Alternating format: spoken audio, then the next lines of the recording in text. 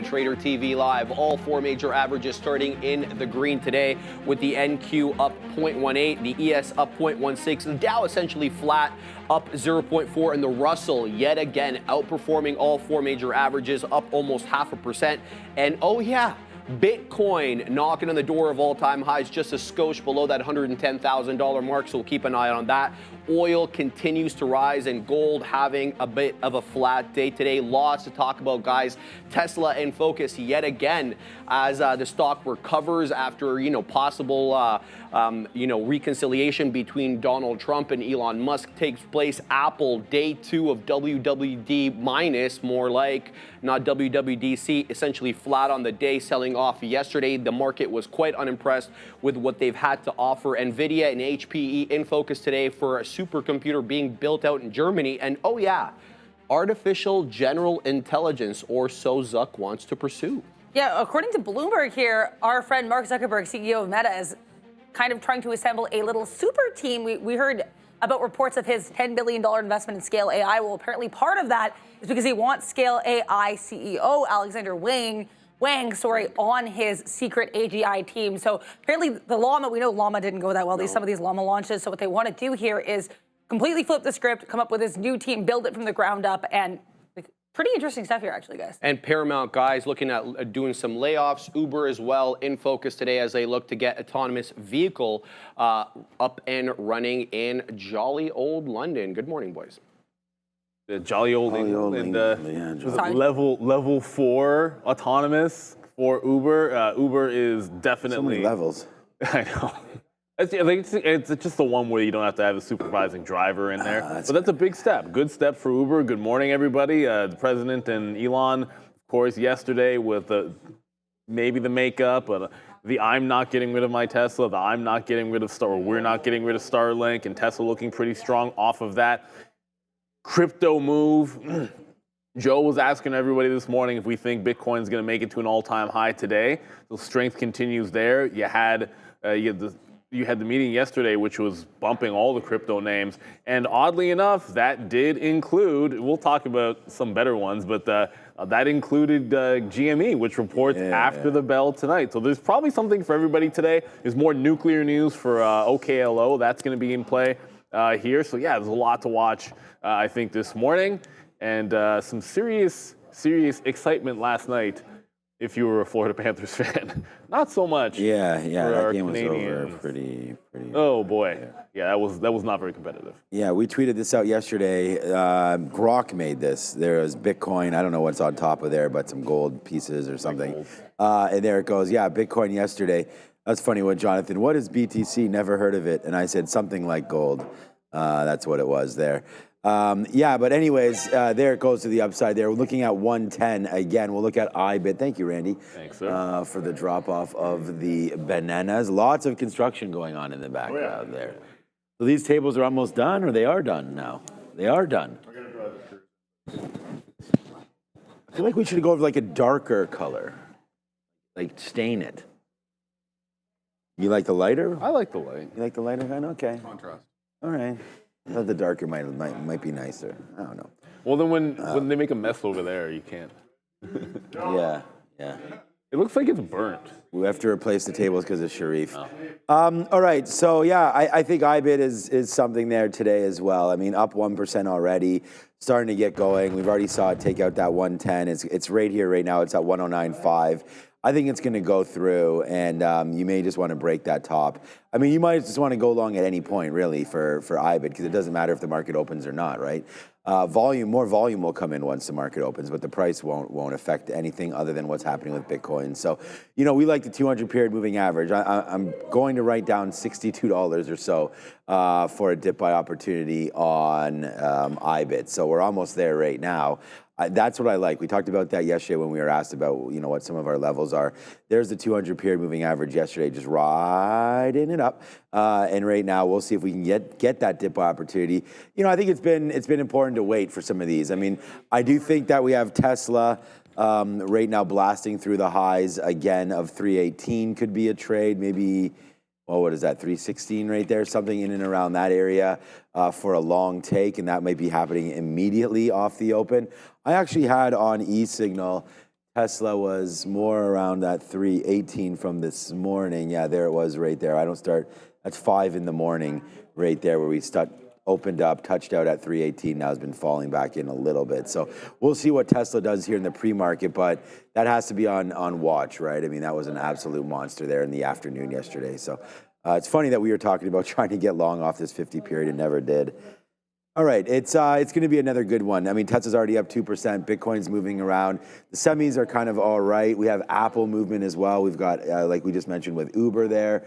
And yeah, pretty excited for another day. Palantir had a good day. Palantir's Palantir. I was going to go to Palantir, but no, Oklo also had some news this morning. It's pulling back a little bit, but you got to remember the work that this put in yesterday as well. Like, nuclear names gave you something.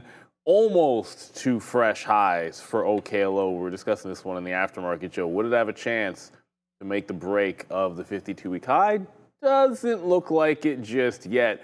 But there's, like you said, there's something pretty much for everybody. I was going to go over the run that Palantir had because that's filled in the Thursday gap, right? So it was, the government was, well, they were concerned with the level of access and some of the data that Palantir had. And pretty much right back to 131, almost entirely. The top was 132.5. I mean, effectively, you've filled in the gap yesterday, and looking for it to potentially break back out. Not really. This one doesn't have a catalyst on it this morning, so maybe it doesn't have. They need another deal to go through or something, and then it'll break out this little bit of a top here. But yeah, that had a strong day as well. So you could have. There were so many good longs yesterday. Really, it was just Apple that was weak, and then Meta. Meta was surprisingly weak as well. We were discussing that. Like, it was a weird day in that a lot of the stuff that you would have traded in the afternoon as a day trader was strong. But if you looked at the overall market, it was kind of sliding down to end the day. Although Meta's back up %. Go Zuck. Yeah, we're going to go back to the desk. But yeah, Meta's just, I don't know, some of these stocks, like Microsoft, Meta, up one day, down the other, but they seem to always be up more than they're down recently, that's for sure. Well, Amazon is, I love Amazon. Amazon's the most recent name that I bought, and just as of the big cap names, we bought Marvell. That's been good, in Eli Lilly, but yeah, wanting to get longer in Amazon, and yeah, I did pretty good to do that. You know, we did see that Bill Ackman and Pershing Square had apparently, that was their dip buy, and they posted that a couple weeks ago. So we'll see if Amazon, I think it gets back to all-time highs in the next couple weeks. And then we get back into reporting season already.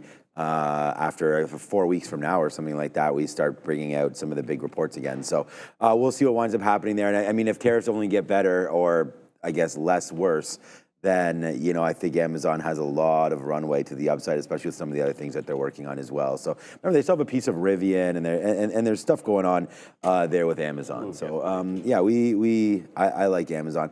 And again, putting satellites in the sky as well. They're trying to compete a little bit with Starlink there. There's a new project for them.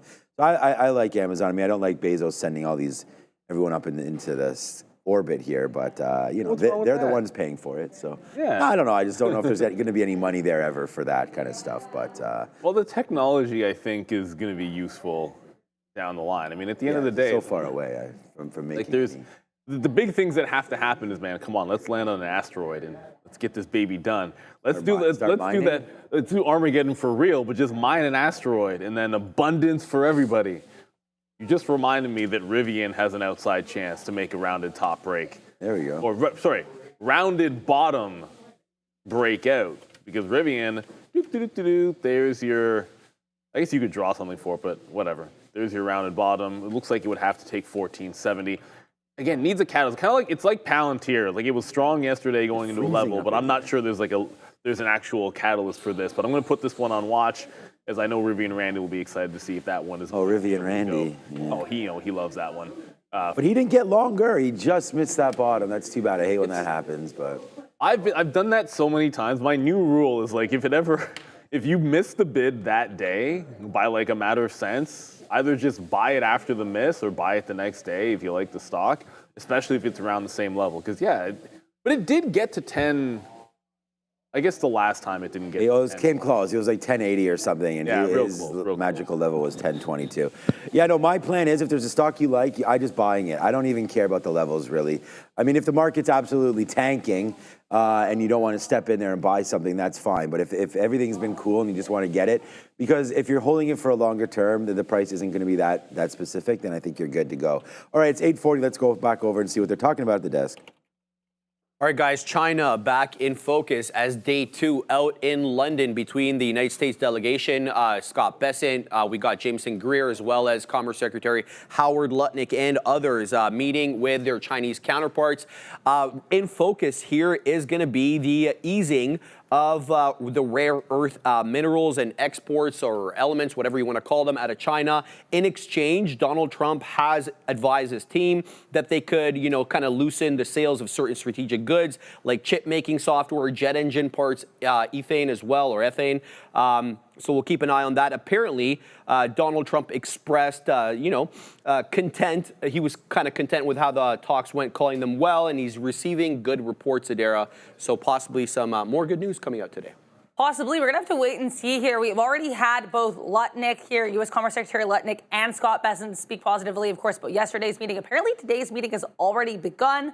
I was here. We're going to have to wait and see. I have seen apparently some Chinese media sources are, of course, a little bit less optimistic. Sure. We're going to have to wait and find out. I think the biggest thing to mention here, though, these export control eases, they do likely seem like they're going to happen. First, we had comments from Kevin Hassett yesterday morning suggesting they were going to happen. Then we had a report come later in the day saying, oh, these are being talked about. Like, we definitely know that there's a very good chance we're going to get that release. So keep an eye on these tech names if we get any confirmation. Could be a nice move or could be sell the news. All right, guys, Nvidia is already up 0.5% here, staying green after yesterday's good day. Yeah, it was a great morning for Nvidia, and then for some reason it was just the weaker of the chip names in the afternoon. It basically did the same sort of pattern in the afternoon that it did on Friday, where you had like this triple bottom. Only it was a triple bottom off of lows instead of a bull flag. But either way, you see what's going on here? Like when this dips and catches a bid after the opening range, now 2 days in a row, that bid is holding like a brick wall. It was 141.5 on Friday, and it was 142 yesterday. So it kind of makes it obvious where to look for support, at least initially on Nvidia. But if you're looking at the chip names, which a lot of people are, AMD was super strong. There were other ones too, like ARM was super strong, SMCI was super strong as well. But AMD off of prior highs was golden at 119.5. And SMCI in particular, well, these are flat today. SMCI in particular had the same rally where it broke out the prior high, bounced off the prior high. Those are both looking for some continuation today. I think SMCI's got some room to challenge into this like high to mid 44s that we were talking about for the next leg to the upside. So strong day for the chips. It was a weird one for Nvidia in particular.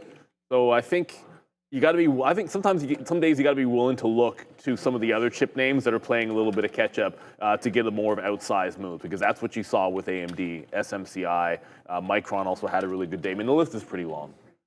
Yeah, yesterday's number one trade for me was AMD. We had it early. It was on the watch list. It was on the sticky note. It was the number one trade, and we banged it so good there early. Hit that break of 119, had that move, and it was fantastic all the way up. And even had the break of 120, had the dip buy in there to 119. It's all on my Instagram, Twitter.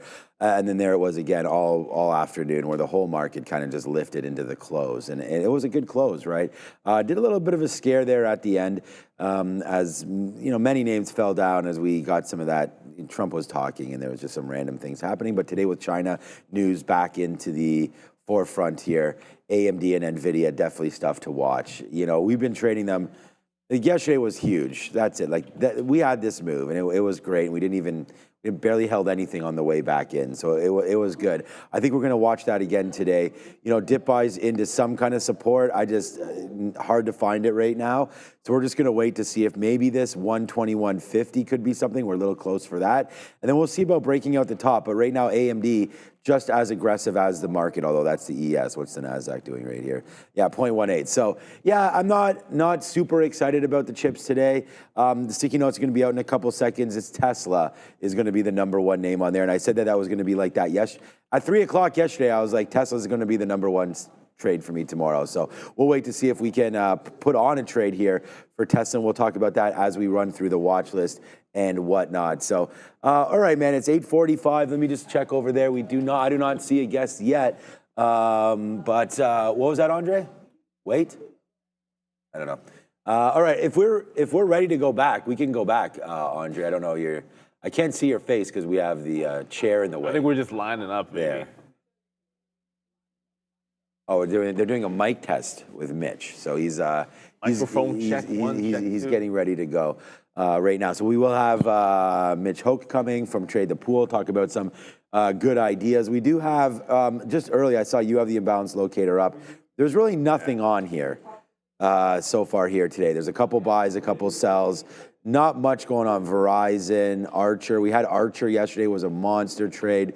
We were long 10, average price around 1040 yesterday for Archer, and you could see like what that wound up doing, aviation there, based on that bill that Trump signed. We actually were wrong on it because it was all the way up here, and then we had to suffer. We didn't have to suffer. We bought 11s.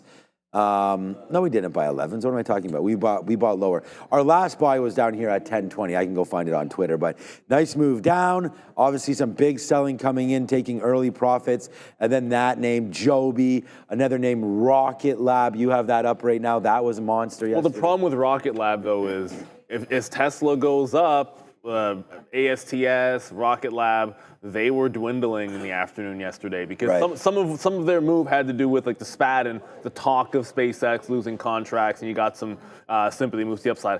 I'd almost be like, if I'm looking, the other side of the trade, like if you think Tesla's along today, I think it makes some sense to look at our Rocket Lab and ASTS, AST Space, Mobile.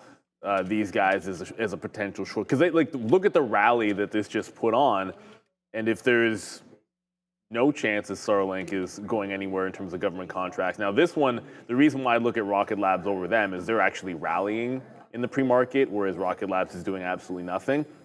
But they should be on watch as well. There's so much to look at, everybody. And I saw in the chat there, it was Go Bills, which that name's always going to stick out. Anytime you put Go Bills in the chat, whether it's your name or you just say it because it's the right thing to say, I'm going to see it was asking, how do you accept gifted memberships when we have them?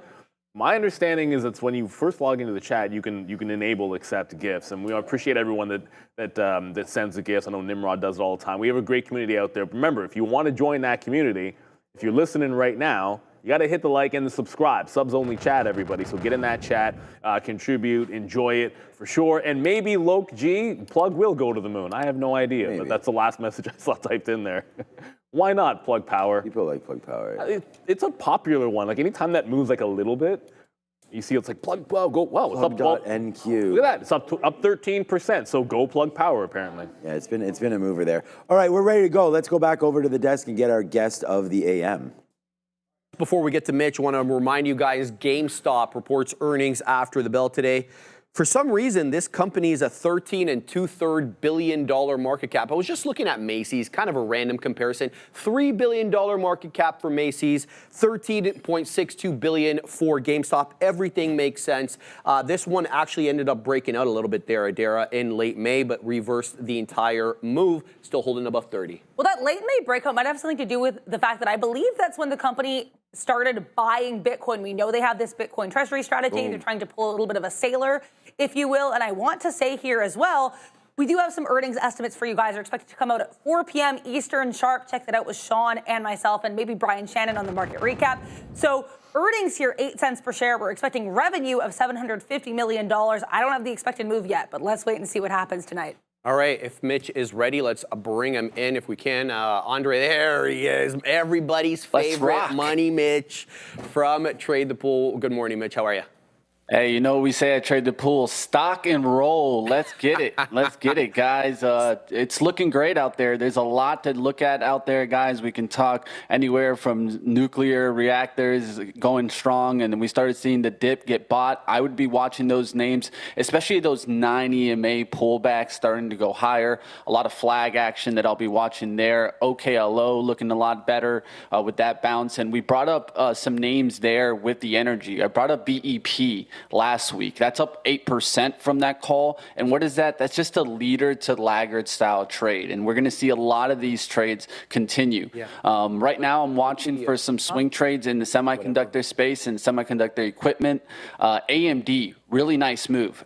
Coming off of a flag, now starting to go to that resistance at that 122.50s. I'd be watching AMD to get hot here as, of course, this was the stock that everyone was watching at the beginning of the year. It kind of got left on the sideline with this pullback that we had, and now it can really start to get going. I'm watching for a big run in AMD, and then also similar setup, very similar on the daily. I'm seeing Amazon starting to lift, and I think that this is more of that institutional play, trying to play a little catch up, right?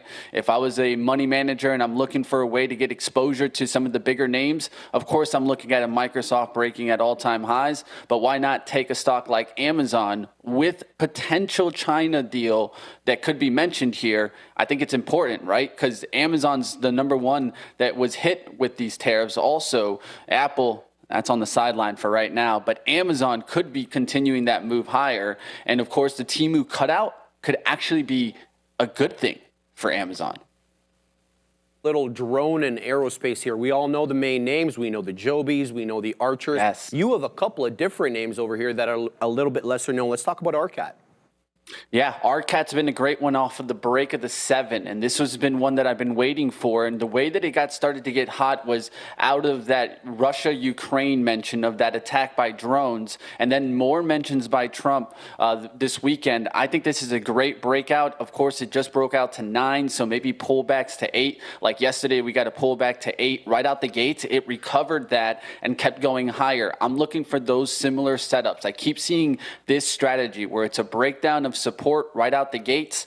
It's like that psychological wash. It's coming back. It's reclaiming VWAP, holding there, and continuing higher for the rest of the day. ARCAT's a good one. UMAC is another one to take a look at. Of course, that has Trump's son to keep an eye out. And then there's also UAVS, but I'd be watching ARCAT and UMAC as the top plays here in drone. Of course, you could look at Joby and Archer on the nice little pullback. Also a flag kind of starting to break above the trend line. Look for maybe a throwback look on that Archer to go higher. But the pure plays are more into ARCAT. Why?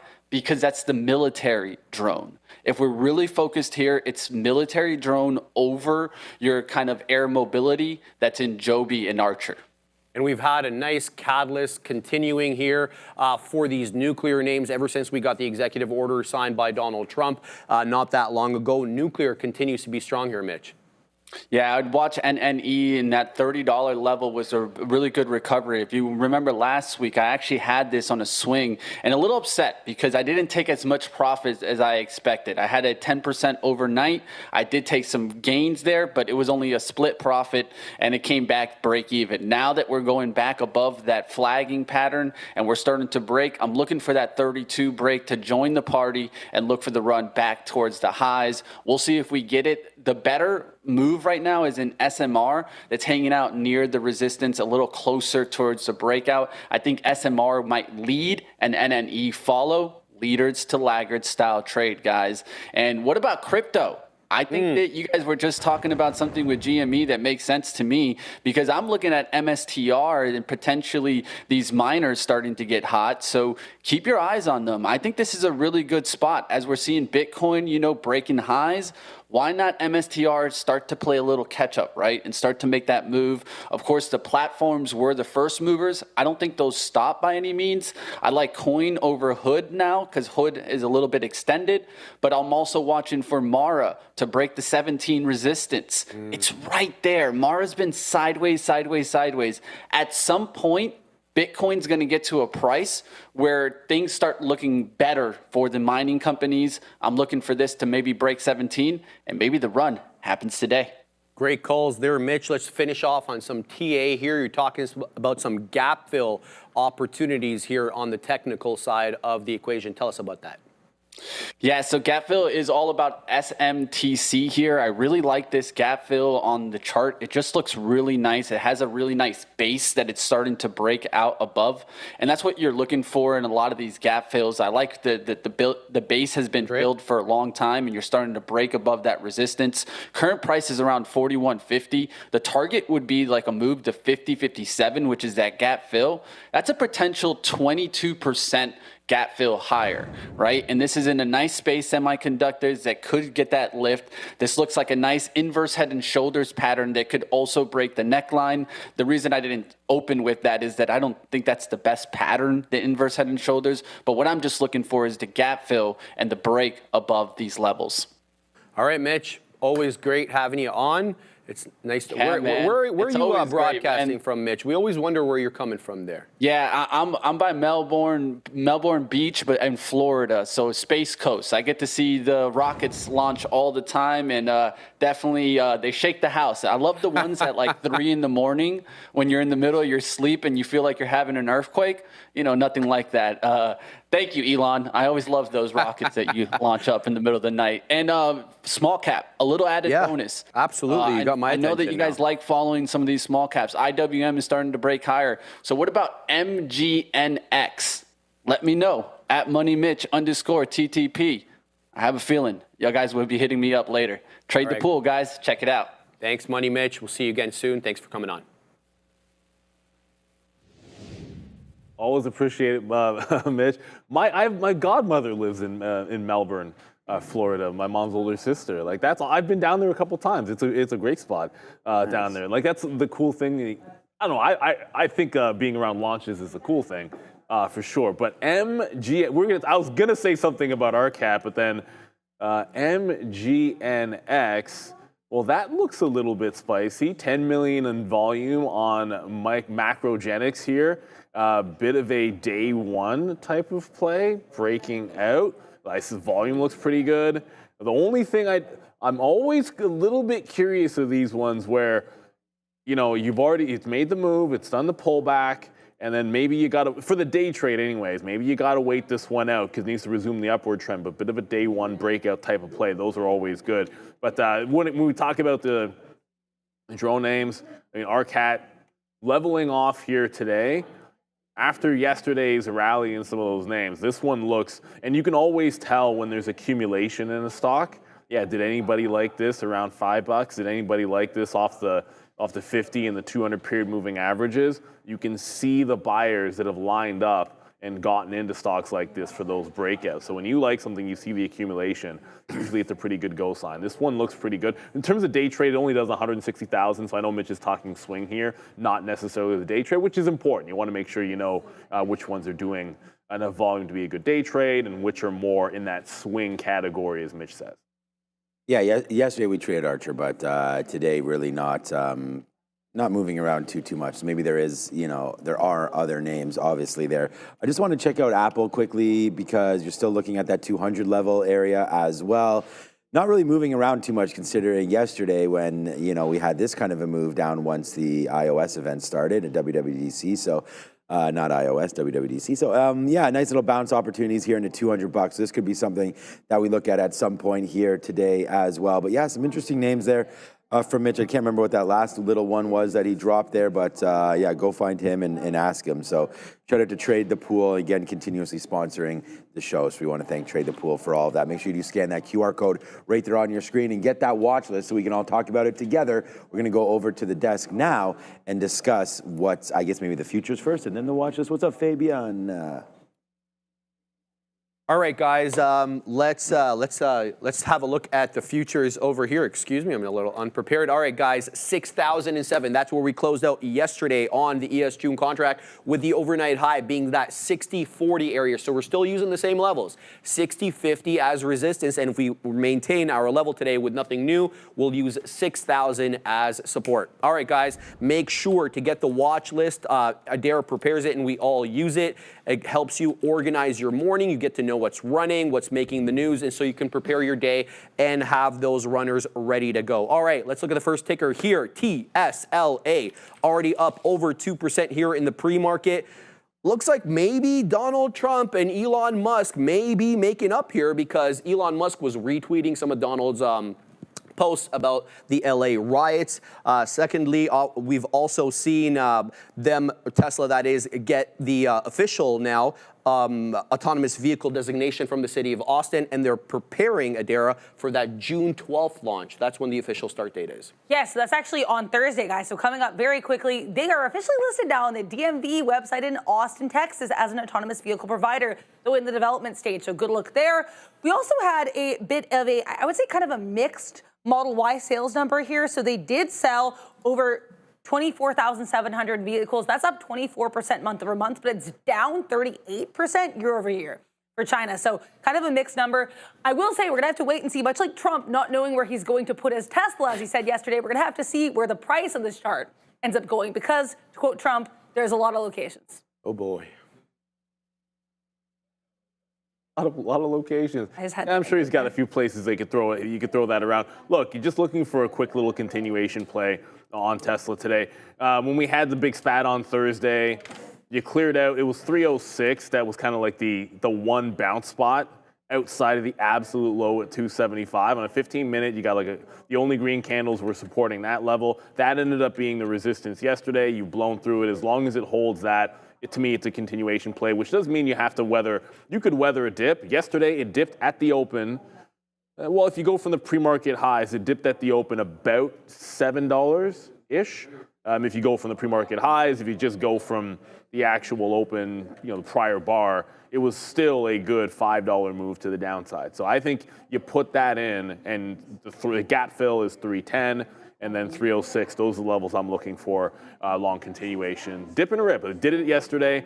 It actually dipped as well on, if you go back to Friday, it dipped at the open before ripping. So we've seen it as a pretty normal pattern for Tesla to go into the dip and rip. So I'm looking for, again, for that today, to try to fill in that gap and then bounce off prior resistance.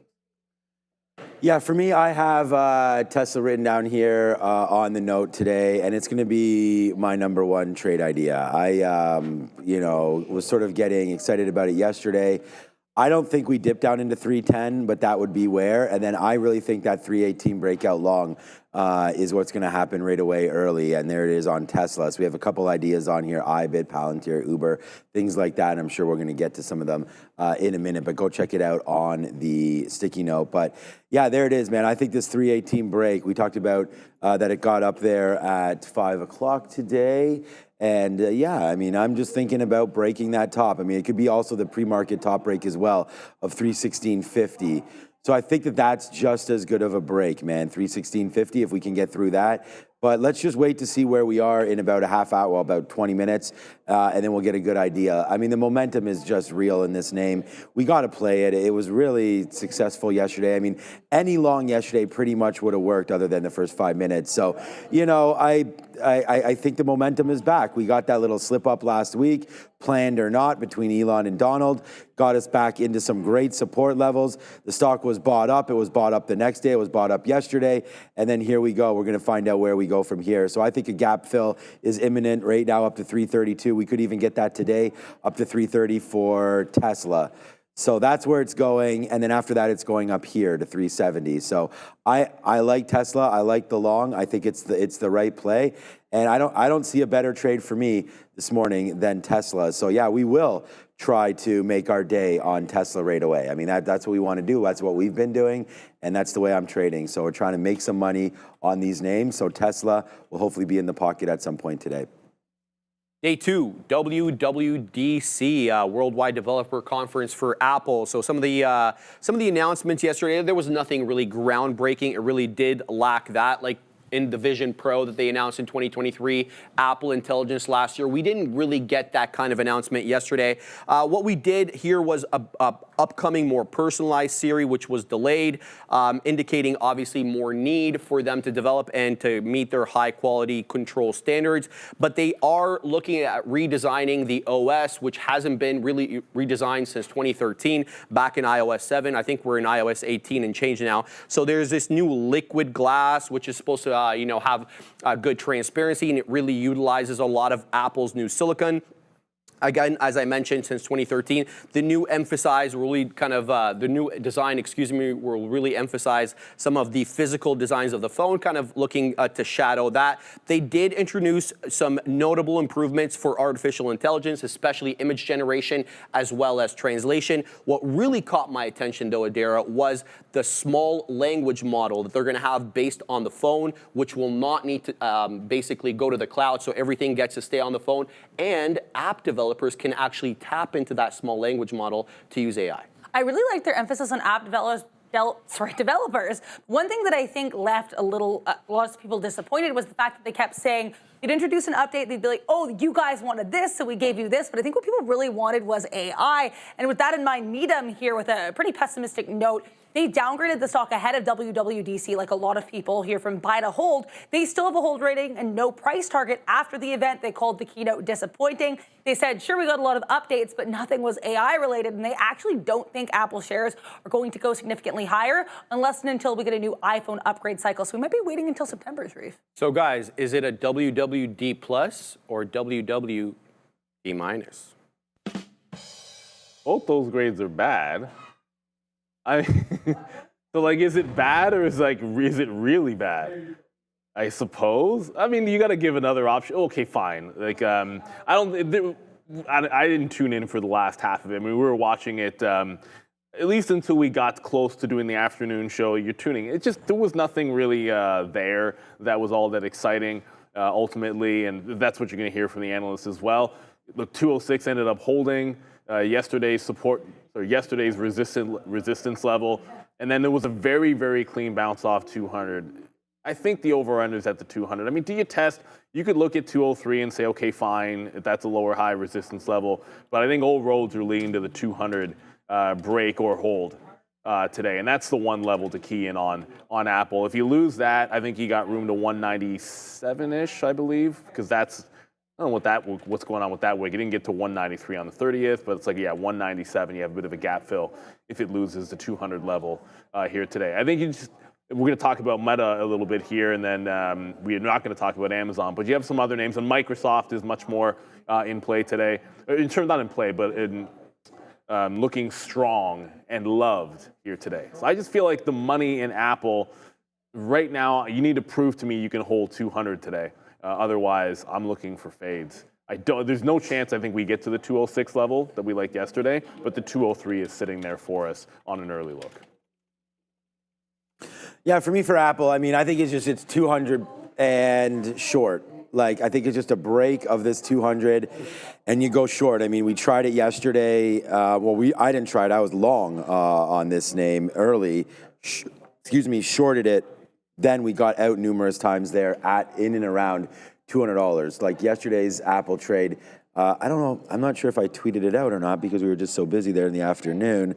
Oh yeah, there it is. Okay, well, all we tweeted out was this. This is what we did right at 1 o'clock. So here we are long at 204 because yesterday's sticky note had 204 long. So we were trying the long early. Then when we lost on that, we went short 203 and then we started covering. Unfortunately, it's not the greatest chart to show you because I don't have the extension on it. But yeah, we're getting some more outs right into there. And then, we started to bounce off of basically where we are right now. 201 and change was a good level. So if we break that, then the next move down is lower.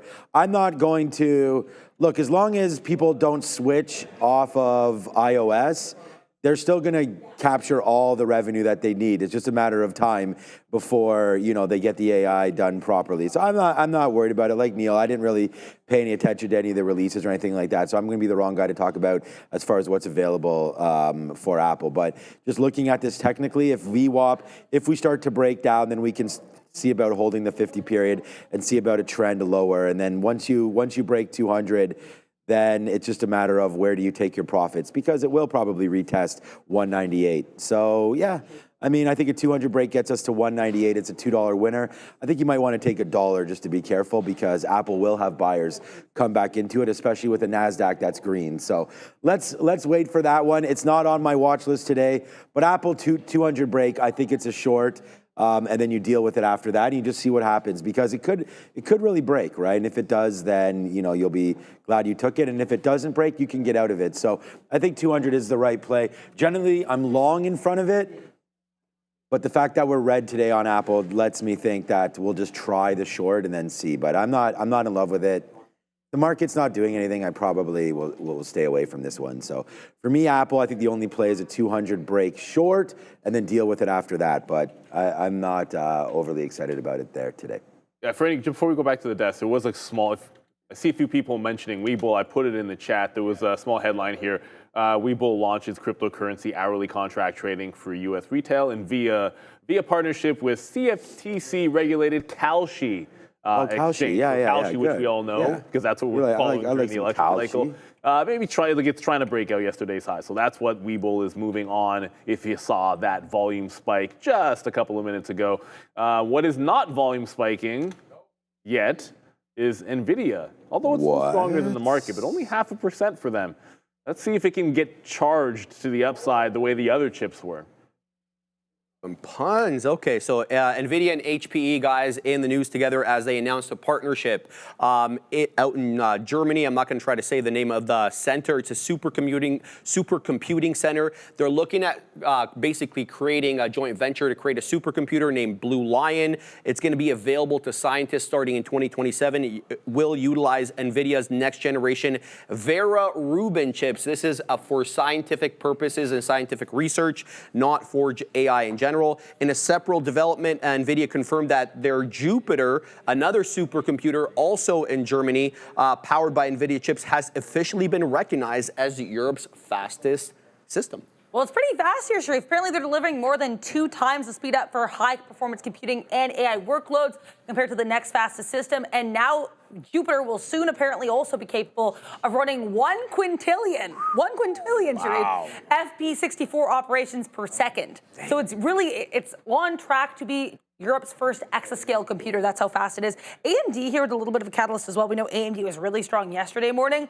Apparently, Nokia is using AMD processors to power its next-gen 5G networks.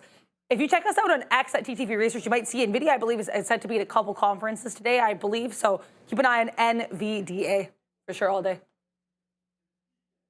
Yeah, well, I think the chips, you saw yesterday, Nvidia at the open was super strong, failed 145, and then you had to wait all the way to 142. I saw in the chat, GoBills just said buy 142, sell 145. Basically, just yesterday's range.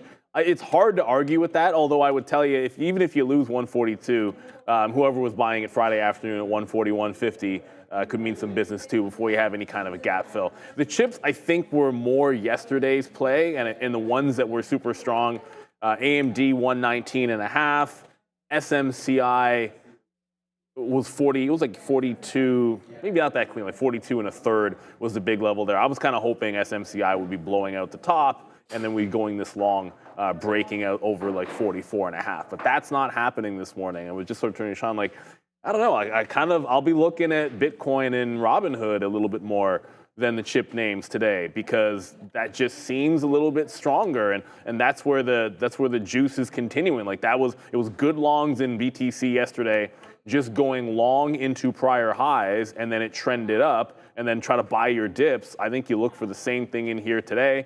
These prior highs work out to like 61.9. Think that works out to 108. Don't at me if it doesn't when it gets down there. But yeah, I'll look for that dip and rip, just like yesterday, into prior resistance, gripping and ripping on crypto. But I'm not as excited about the semis today as we were yesterday. Yeah, no, yesterday I had AMD on my mind, and it was the #1 trade idea on the sticky note. We hit it. It was good. But yeah, again, like down today against the up market here for AMD. Not super excited about it, but if we get 120 again, we'll take it on AMD. I'm not super gassed up about it. Nvidia, the same kind of a play as well.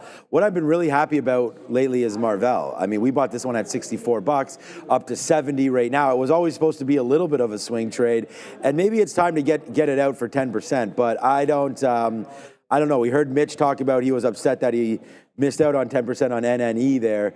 But yeah, this is a good one. I feel like these levels down here, we bounced around on Marvell yesterday. This $69 level, we bounced off of it like 4 or 5 times, once there, twice, 3, 4, and then basically came into it at the close again. So I think a 69 level there for MRVL, a name a little bit outside of what we normally talk about, but a name that has been good off of earnings, right? I mean, we had that whoopsie daisy moment there and they didn't even miss. They beat both top and bottom line. It's just, it came in and gave great opportunities at $60. I was waiting a little bit lower because we did take a shot pre-earnings, and that's where we go. I'm long at 64.90. So that candle right there before earnings is where we're long. And then now it's up, like I said, about $6 from that level. So, you know, it's there. It's like an 8% win for us on the swing. But I'm really thinking that we can get a lot higher, which is what I'm waiting for, 75, and then up into the $80 mark. And, you know, this name has a lot of room to run, right? It's AMD's kind of already broken out through that 115, 116 top area. This is the top here for Marvell. I mean, these levels here, 78, 79. So if we can get through, first of all, this 73 area, then this is where we're going. So it just has to work out for us. It's been a nice move off the 50 period. If you're going to hold the 50 period like this, the next move is the 200 and then up to VWAP. But I don't use VWAP on the daily charts, probably around the same level here. But let's go higher on Marvell. So for me, 69 today should be a great dip buy level. So I'm going to be on MRVL if we can get into that 69 level. And if any of you guys are watching it, please pull it up for me because, or remind me when that happens, because I'll definitely be distracted with other things. But Marvell, I'll put a low stink bid. Actually, that's what I'll do. I'll put a low bid near like near 69.10. And if it gets filled, then I can go over there and look at it. So that's strategy that I'll do. Put around 10% of my position down there. 69.42. If we get filled, then we can try it there for Marvell. So, all right, man. The string of Mag 7 names continue with Meta.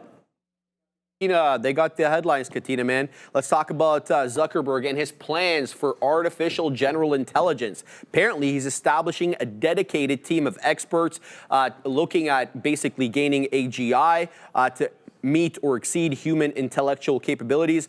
Apparently, he's created a super intelligence group driven by his dissatisfaction about the state of Meta's AI. He's not pleased, apparently, with how the market's been receiving Llama 4, so he's really doubling down. We already heard that he's, looking at investing up to $10 billion in Scale AI, who's owned by Alexander Wang. Apparently, go the rumors that if this Scale AI deal does go through, Alexander Wang will be part of this super intelligence group. Adair, what more can you tell us? There's a lot here that's very fascinating. Basically, we have some people who are working with Meta who, of course, asked me to remain anonymous. They're telling Bloomberg that apparently he's gone full founder mode in recent weeks or recent months. Mark Zuckerberg, he's rearranging desks so that his new super intelligence team can sit the closest to him. Oh. He's hiring 50 people. He's trying to hire them all personally, and they're coming to his homes. They're coming to Zuckerberg's homes for these interviews. So he's taking this very personally, quite literally. Yes, Alexander Wang, though, if the Scale AI deal goes through,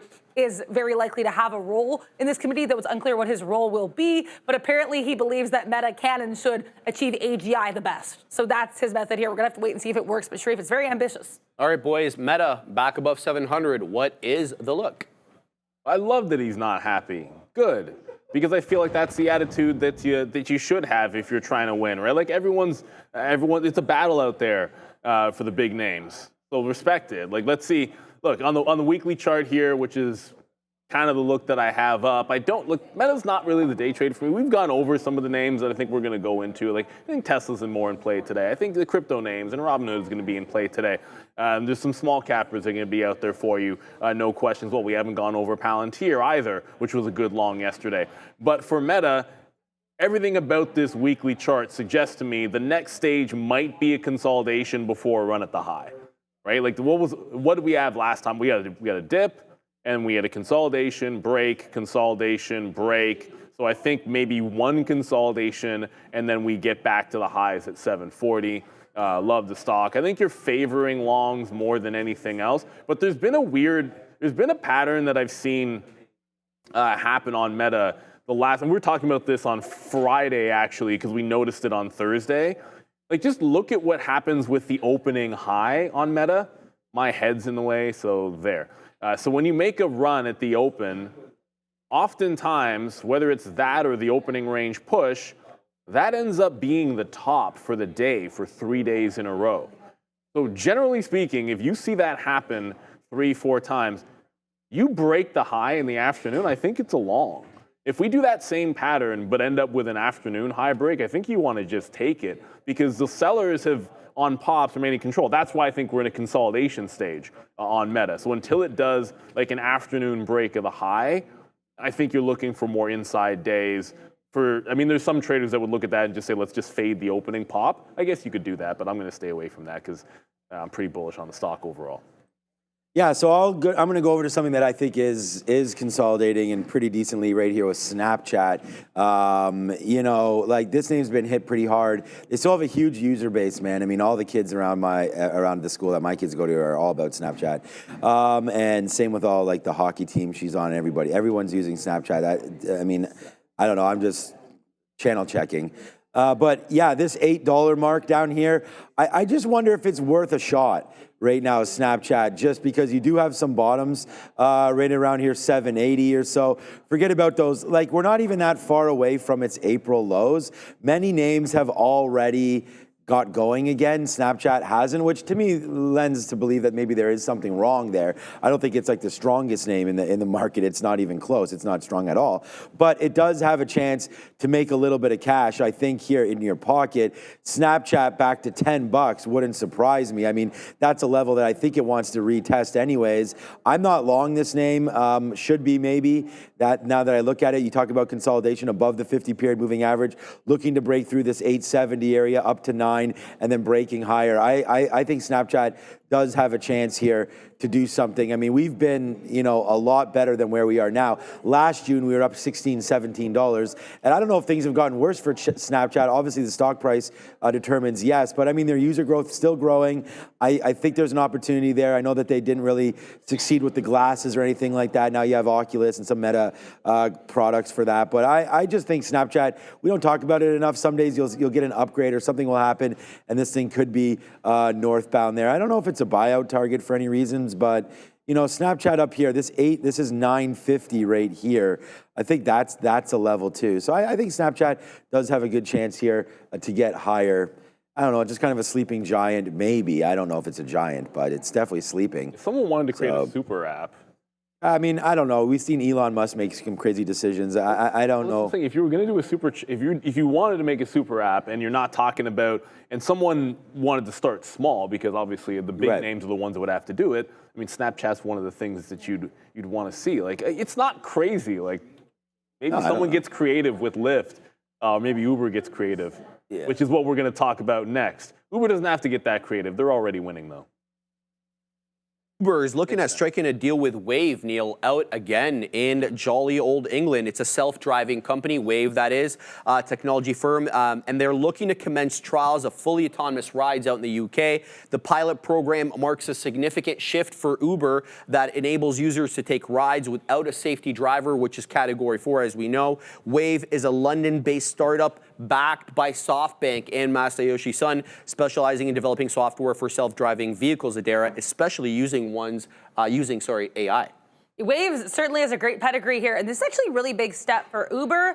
This is going to apparently make UK the largest market where Uber has announced plans to pilot these autonomous vehicles. So Uber's trying to step up. I think the timing of it is really good too. We know Uber has dropped a little bit when Tesla announces huge advancements in these autonomous vehicles. We know Robotaxi coming on June 12th. I think the timing of this announcement is excellent for Uber. And before we send you back to the guys, I really quickly want to mention Big Bear AI. Moving a little bit here, announcing collaboration here with Analogic to enhance threat detection and streamline airport security operations across the world. Back to you. Big Bear AI, never heard of it. Were they? Yeah, I like Big Bear. But Uber, look, there's a saying, well, it's probably not even a saying, but there's a thing in the market, like what's the most likely thing to happen today? What happened yesterday? If it was an update yesterday, then your mind should go to update today, just in a general sense. Well, Uber's been doing that for a few days now, and as you can see, since making the bottom, it's filled in that rounded bottom gap that we discussed last week. maybe not the outside of yesterday's move, like that would have been the cleanest one on the longs. I still think you have a little bit of room to go before you run into big resistance at 90. So this might be the last day before we have a long that runs into that 90 level. So Uber's on the note to look for the long today.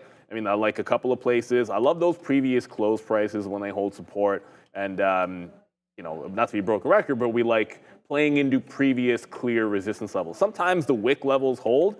Like yesterday in the afternoon, like what a crazy move. Like it actually bounced right off this wick high as a support level. So there's a consolidative level here at about 87.70. That's the first place I'll look for the dip buy on Uber. And like I said, like they're winning. We talk about, and I was just making stuff up with regards to like Snapchat and Lyft. I'm not even sure how likely that might be, but I think Uber is the one that's winning. And until you get to 90, whoops, wrong direction. Until you get to 90, I think you want to look for the longs. My plan for dip buying is going into the prior day high. If that fails, I take a shot at the closing price, which was right around that 87. So a couple of dip buy levels for me on Uber. Yeah, I like them into the 90 level. Yeah, so for me, for Uber, I mean, I have it written down right here. I was just writing some notes. I have it as a big trade idea on the sticky note right here, 87, 87.50, again, for Uber. I mean, I think the new, what did I write down here? New trials in UK should spark some interest in the name for sure. I mean, we've already got some interest over here already in Uber, and we're starting to head higher. I mean, I don't know, man. Like, this just happened. This happened at 9 o'clock, this dip down in there. It's now 9:25, but that was the level that I written down, 87, 87.50, and that's where we just cracked into. I don't know. I wasn't sitting there. I'm not going to sit there in the pre-market when there's not this much volume, but there it is, man. Comes right back in. So I think Uber down at those levels is something to watch out for. So I'm going to put my dip buy opportunities down there for 87.50 or so for Uber and wait to see if that comes in, because again, I like the name. 4 or 5 straight days upside right now, and we already have that support of the 50-period moving average looking to break through highs, man. We didn't feel too good about not getting anything out up there, but we will get a chance to get some out of our trade. We're long at $60 on 63 or something, 64 on Uber. So up here in the 90s, I think is well worth it for now.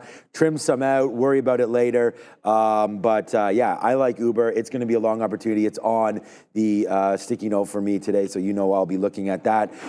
Here early, we had some talk there about Plug Power. Nice move there today, up 14%. Not doing too much here in the pre-market other than what this is called a barcode right there, but we'll wait to see. Almost like it's a buyout, but there goes Plug Power there. Service Titan had some moves last week, so they're there as a sell as well. There's Uber, actually as a buy. Oh, come on, son. Wow, Sharif. There it goes right there. Uber with a 162 as the bell tolls on Sharif. 162 right there for a downside play for Uber on the buy side, though. There's Snapchat. There's Intel. Talk about another name I should never be in. And then there's Snapchat there as well. There's Randy's XOM with the buy. So just wanted to show you this. There's not a whole heck of a lot of action. And then Tesla, which I think will be the first stock that I get into, isn't doing much either this AM. So Tesla right there. Trying to think about this 316.50 area as well. Austin, 316.50 maybe. And then Webull. I was going to say Bull. Yeah, Webull's a new name, new entrant there as we talk some crypto. There's some crypto licensing there. Kalshi also with a deal. I don't remember the exact story. But yeah, but it was not very big. On Webull. But yeah, I mean, the volume's really picked up, right? So volume's really holding on Webull. I think with this one, you know, if it's a little bit of a late entry to most people's list, but look at 11.13, sort of, last 3 days, 11.13. That gives you a pullback area. You also have this 11, but it's at 11.40 right now, so at the open, I'm not really interested in that. I think 11.14 back in. We also talked about Robinhood. Robinhood was an absolute beast yesterday in the afternoon, breaking away from that 71 level and then consolidating. Well, it's trying to consolidate, actually heading lower right now, Robinhood. So Bull stronger than Robinhood. Robinhood 72.5 was that morning high. I think you dip back into this, but Webull might be taking its reins the way I'm seeing it here. And wow, Nvidia, there wasn't a sell imbalance on Nvidia, but that just went briefly red just now. I mean, the market's going down. Nvidia went briefly red here. So go Bills in the chat. That 142 that you like, maybe you get a crack at that one. Not really as, I don't know, I'm not feeling the semis the way that we were yesterday, they just don't seem to be going. I mean, look at crypto, see the strength over in IBIT or Bitcoin. I mean, Bitcoin, IBIT, same thing. See the strength that's going on right now in Webull, and that might be the place to play. So I'm going to have IBIT on the mind first, probably add Webull to the list.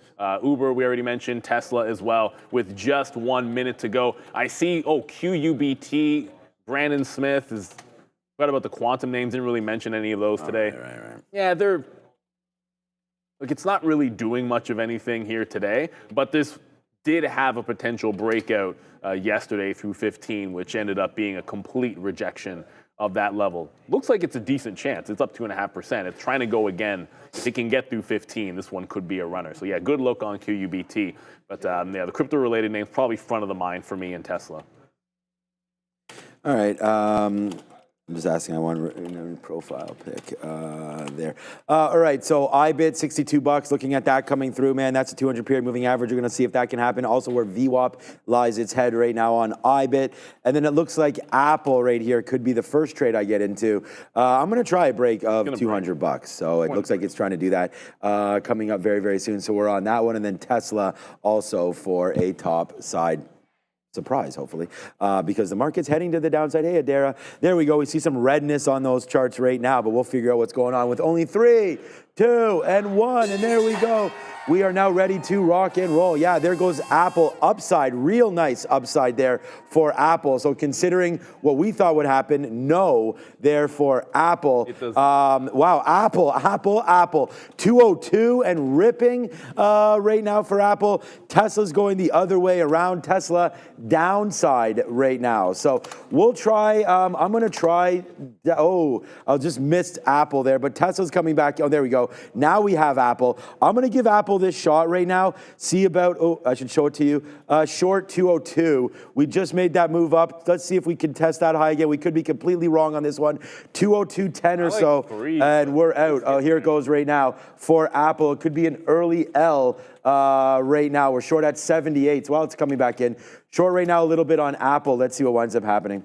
Yeah, that was a big move upside on Apple initially. You had Tesla going to the downside, however, as that's pulling. Well, never mind. Tesla's not going to get to 310, just dipped to 312 and now coming all the way back in. Let's go to Adara right away.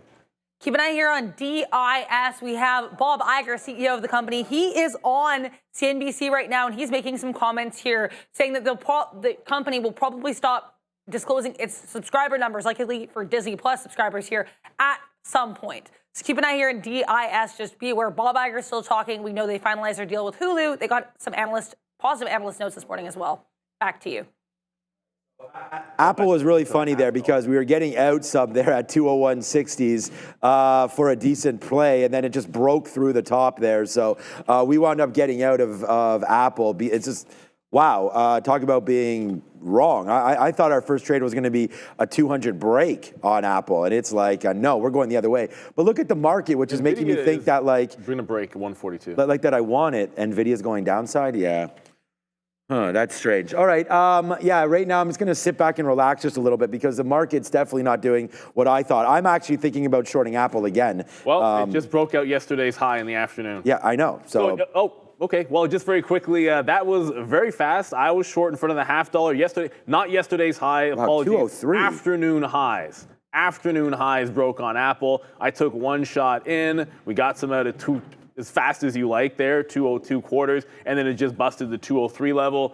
Robinhood, look, Nvidia just lost 142. So I was about to say Robinhood's tanking, but everything is heading back into the downside unless you're Apple. Robinhood pulling back in. I'm waiting for 72.5 is the spot that we're looking to go dip by on Hood. And I don't wonder if it isn't the bullish one that is heading, where's it going? Upside. It's right back to VWAP. Okay. So Webull, there was a good story with them partnering up with Kalshi, everybody. So if you're tuning in for the moves, if you're tuning in for the news, you got it right here, 10,000 plus. If you're tuning in for the chat, make sure you hit the subscribe button, everybody, because if you want to communicate with us, holler out names or ask any questions, it's a subs-only chat, everybody. So enjoy the show. But the market now. I pity the fool that doesn't hit the like and subscribe button. Is that ugly guy? Yeah, there he is. Oh, it's you, Neil. Don't worry about it, but you're very handsome. There we go. Nice little move to the upside right here for Amazon coming back in. So there it is, man. We talked about 216 buying on Amazon. We were just, I cannot believe Apple still went that as high as it did. But there it goes, man. It's a nice little win coming back in right now for Amazon. We like that trade. I just took some out there in the 90s. Did I get a 90 fill there? No, my bad. We got a 78 fill. Now we're waiting at 86 for Amazon. I'm not dropping this until we break through 215.80. And actually, I didn't even put my stop order in. So let me put that in right now, 215.79. That low would be a nice one to break. And if it happens, then yeah, we take that L. There's another out for us, 50 more cents out for Amazon as we wait to see what else is going on. Apple was the other play that we had. Nice move up to 203, got washed there. Now you're starting to come back down in. And Tesla's not really, it's doing things, but not like giving us a idea yet of what it wants to do. I mean, that dip buy into 312, has been bought up, but, you know, also the fade up at 315 has been sold. So, you know, whatever way you're looking on Tesla right now, you're probably like me, dumbfounded on what to do. So we'll wait. Yeah, 87.50s come in for Uber. I mean, this is the level that I thought I liked. I'm bidding 87.50, so we should. There we go. Well, now we're long. So there it is. There it goes, man. You know, we talk about the trades we like, and that's one that I just put on. So 87.50 right there long for Uber. If this breaks like 87, where's that low today? I'm not sure if we need to worry too much about that. I kind of like these kind of closing levels there, maybe 87. Like, you know, we wrote down 87.2, 87.50. So let's give this a little bit more room. There goes Amazon finally. Tesla's trying to figure it out still at 313. Yeah, and here comes IBIT to the downside as well. Okay. Tesla's headed downside. Nvidia is still red and holding at 142, but Bitcoin is threatening the pre-market low. So yesterday, right off the open, we tanked into the, tanked is the wrong word, we dipped into the pre-market lows and then got a bit of a reversal. We're sitting in front of 62 now. It's this, I mean, Robinhood's not doing the same thing as IBIT. Like Robinhood already made its bounce off of 73 instead of 72.5, which I like, and could end up just breaking this out. So if I don't get Hood on the dip buy, then I want Hood on the breakout, which would be just above that 74 level. So I'm out of Apple and just waiting for it to calm down at this moment because I feel like if the market heads down, this should still be a short. Obviously, I got wicked out, so we'll slap the fail on it. It goes right into yesterday's high, blows it out by like afternoon high, blows it out by like 70 pennies or so, and now it wants to bounce off VWAP. So this is going to be a. Did I just see what I thought I saw? Okay, it's cool. Do what you got to do there, Sharif. Apple, if it's going to bounce off VWAP, looking pretty strong. I don't know. I just saw you taking a selfie. Oh, that's what it was. I thought you were taking a selfie over there. I'm like, okay. He was taking a selfie. It looked like look, man, I'm saying what I saw because that's what we do. I'm just saying what I saw. Yeah, man. Okay, so what I'm seeing right now is close to a little bit of a breakout here as Amazon. We're long at 216.40. It's at 217 in change right now. Our Uber trade is also working out. Again, you know, we can swing and miss on Apple, but you know, we're in the game, coach. I mean, this is like, you know, you don't just rest on one or two trade ideas. You make the ones that you put down, and we could miss. We missed on Apple. I mean, we didn't even have Apple on here. So there goes the lesson of the day for everybody again. Trade the names that you have on your mind, not necessarily ones that are moving around, and get some of that FOMO going on there. But that's Amazon. We are in a new position as well. Let's hit the sirens up right here as we've got 3 positions on. I do like IBIT. My IBIT's waiting at 62 flat, but here's Marvell. So we said we'd get something if it comes down to 69. We're long at 69.15. Let's take something out at 30s because we seem to be stopping there. Then let's take something else out back at 50 if we can get sort of back to the 200 period moving average. And then hopefully if the market goes, which it's trying to do, we can get a backside trade on Marvell up right there. So there goes Amazon, Marvell, and Uber. Those are what's on my mind right now, and trading pretty well. The only thing that I'm down on, obviously, is going to be Apple, as that sucked there early. So, yeah, Neil's been looking at some of these other names, AMD, Nvidia, things. Not really AMD. No, I think you mentioned Nvidia, but we're not really trading them. Yeah, right now, AMD just kind of dancing around as well. We mentioned 120 maybe. The lowest that got to was 122. 120.80. Amazon still going. Let us know. I thought I just heard a dare say for her, but I didn't hear it in my ear.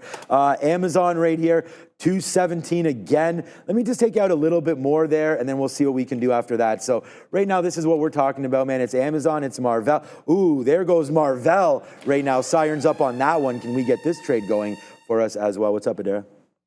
Small cap trader, I might have a stock for you. NCNA, Nucana. It's run in the past. This is a penny stock, making new days highs as we speak.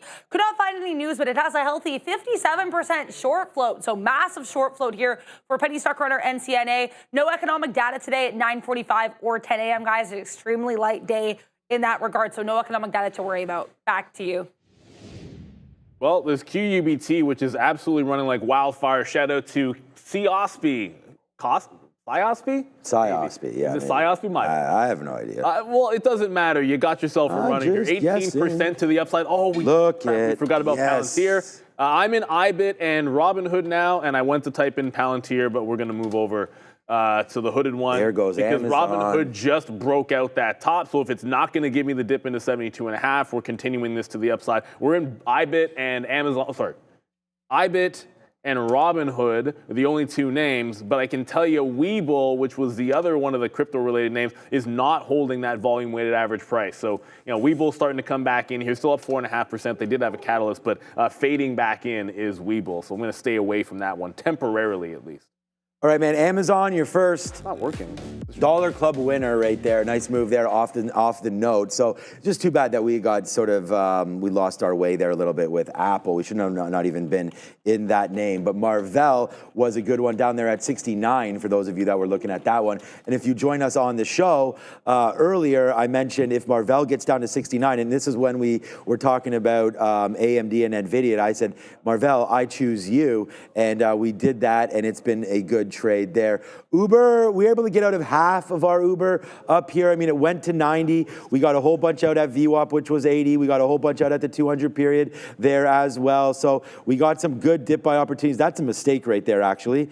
This fill right there, I think I was trying to hit sell, but I hit buy. So we got a little more shares there than we wanted to. But there it goes, man. Nicely cooking now to the upside.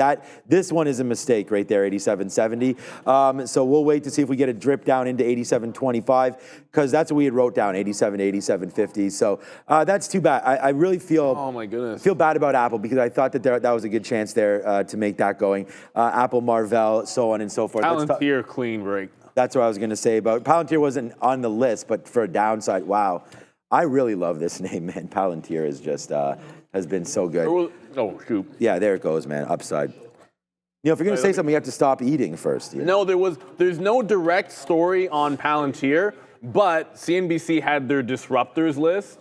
I think they do like 50 names or whatever. Yeah, they do, yeah. But number one was a defense name. There was at least, I don't know, by just a quick scan, there was at least more than half a dozen in the top quarter, or the top half of the list that were defense-related names. So Palantir, obviously getting a big run to the upside in there. Robinhood gave one fill at the quarters, and then starting to come back in a little bit. Look, if it can hold on to the volume-weighted average price, I think this looks good on a dip. If we don't, then I'm still waiting for 72.5, which was the buy zone that we preferred a little bit there. But strong movement to now break out on the overall market. Although Tesla, which I thought was going to be a little bit more active, it's not that it's not doing anything, but no gap fill to pull us back into the prior high, no break at the top. So still a little bit of an inside day going on here for Tesla, and if anything, trending down. So we're going to be patient with Tesla. If the long comes in, it's not happening just yet. There's plenty of strength in the market, but it doesn't look like it's gravitated toward Tesla yet. I still think there's an opportunity. I'm only looking long on Tesla today, so it's a good thing that we're not in yet. All right, we're going to get ready to maybe lose out here on IBIT. I mean, there's our long came in, and we wrote down 62.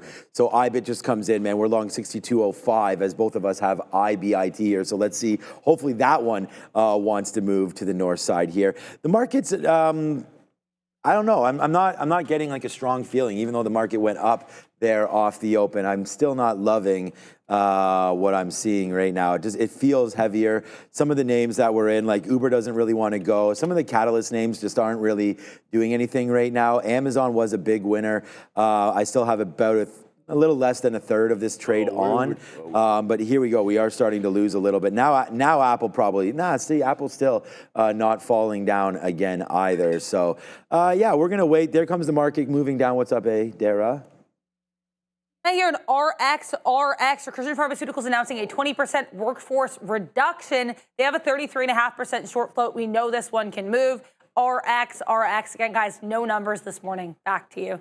They just All right. I know that name for some reason, but it doesn't really matter. All right. Yeah, I don't know what that name's. What's up with that name? But we'll thanks to Dara for that. And again, Dara's going to be dropping any kind of news. We have news in our ear as well. If we hear something, we'll bring it to you. Thank you for hitting the like and the subscribe right now. How many do we even have? I keep on my stream. I load it in the morning and it doesn't reload. Like I have to reload it there. But it doesn't update the likes. There it is, man. Over 11,000 of you watching right now. Just under 11,000. Come on, man. If 1 in every 10 of you was only hitting the like, let's get that going a little bit. We are here every single day for you. So thank you for watching and thank you for coming back. But there it is right now, IBIT. So we're in this play right now. Our average price is 97s right there as we get a dip buy opportunity for IBIT. Let's see if it wants to get back up.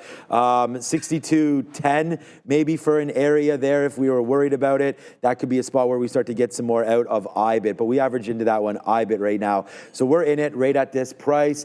Things just kind of cruising right now. Is there anything else that we're not looking at that's moving? Let me just check out Tesla because that's obviously doing something. Okay, so I was still waiting for 310 on Tesla. I don't know. Like the way this market is moving here, I'm not excited about it. We barcoded pretty much all afternoon until we had a little bit of a move. That's this morning. Then we had a little bit of a move right there. We had a strong move off the open that didn't make that much sense to me. We lost on the Apple short. Now we have that huge move, not a huge move, but now we have a move down and now it's coming right back up again. So, you know, without too many economic numbers or anything, we're going to wait to see.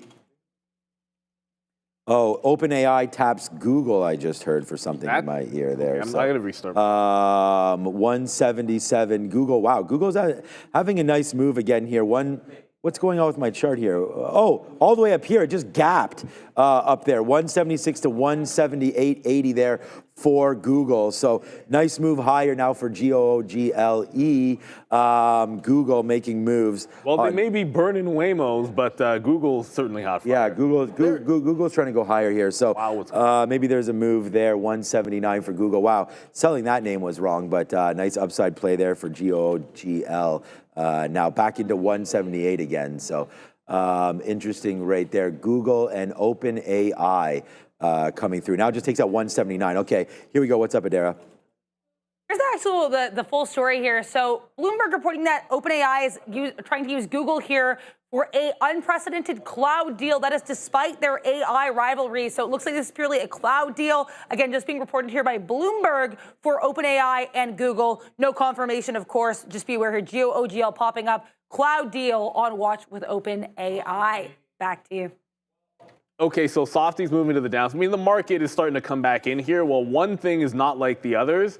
Well, you're going to see it come out there, and that's IBIT. IBIT loses support. Like, at the moment that IBIT lost support, Robinhood broke the high of the day because logic, which is clearly not there. So we're going to go over, we just got an out in front of 74.40 on IBIT, and we're going to try to reload, on Robinhood, and we're going to reload that one at VWAP because that's holding trend, but we just lost the prior day high on IBIT. Now, yesterday, it trended down pretty heavily and broke support on the initial candle in the first 10 minutes and then made a fresh low and bottoming tail candle. So I think you got to wait for something. I'll wait for something like that. Like, show me a trend reversal, and then we'll jump back into it.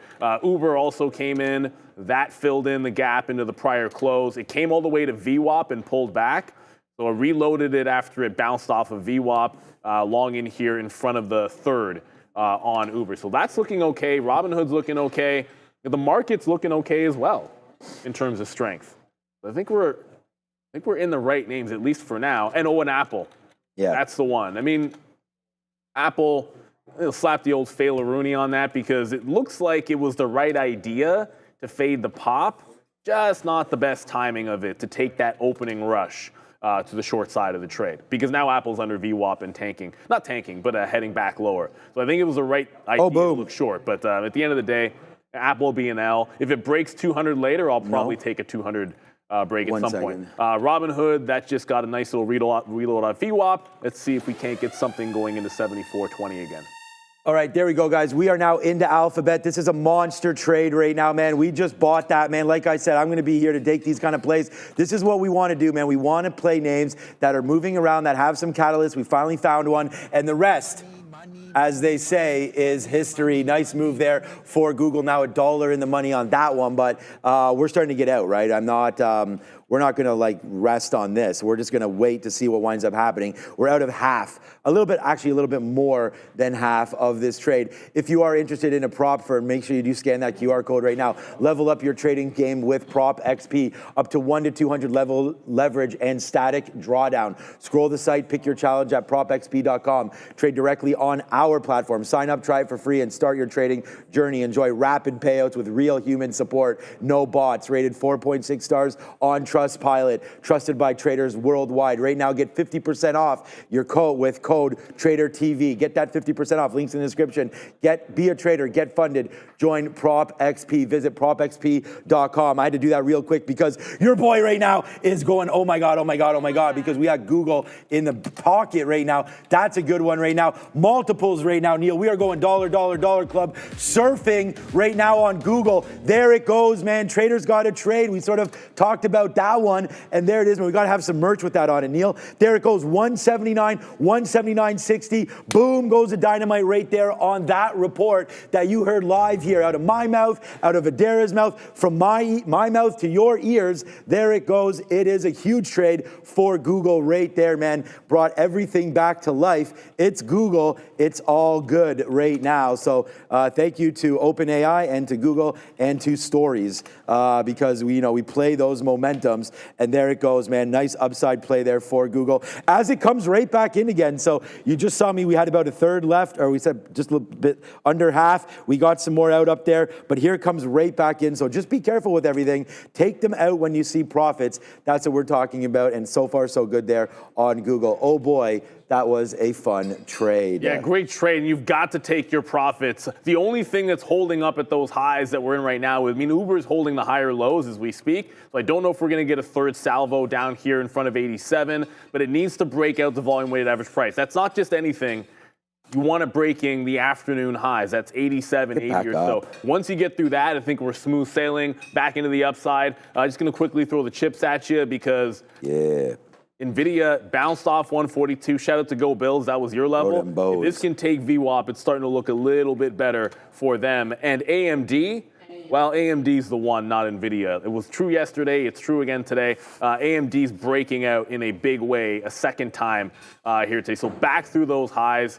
We were kind of thinking other names, and the way I see it, we just got back into IBIT, which should pop in any second. Let's go IBIT. Is that just regained the 62 level, and it looks like we got the right end of the V. But AMD, if we pull back into prior high, that's the way I like to join the trend. So we're back into IBIT.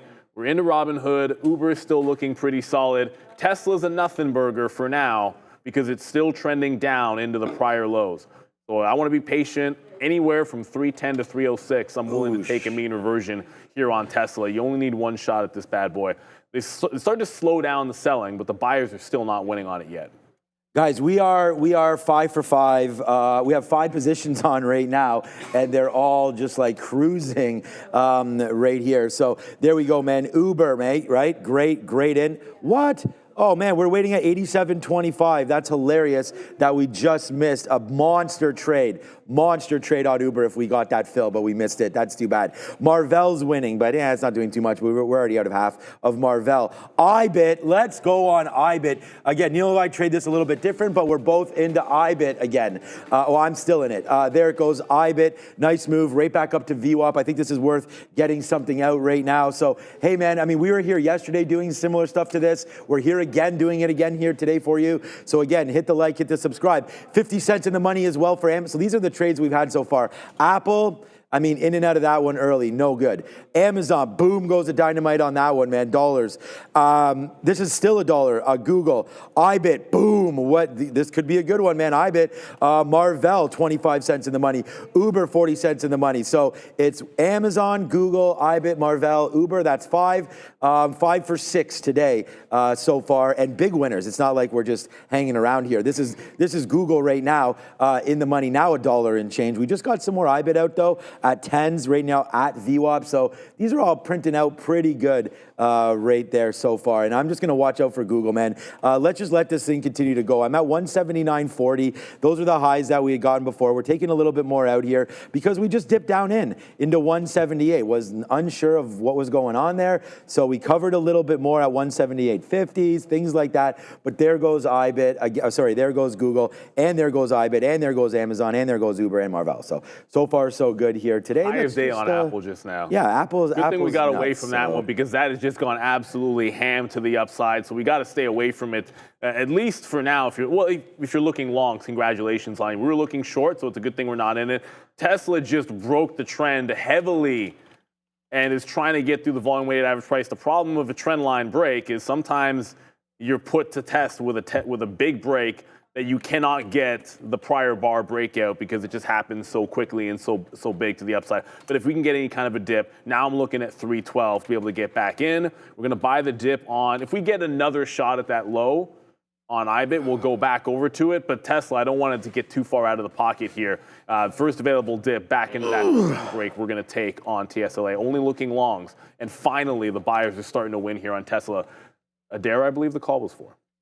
Here's Microsoft. Just be aware of this one, MSFT. We had this drop down. Weren't really sure why. Not sure if this is the reason, but apparently CNBC reporting that ChatGPT is down for some users. I know some of us here in the office experienced that this morning as well. So ChatGPT might be having some issues. Not sure if that's why MSFT made that drop, but we're noting this one definitely lower here. Back to you.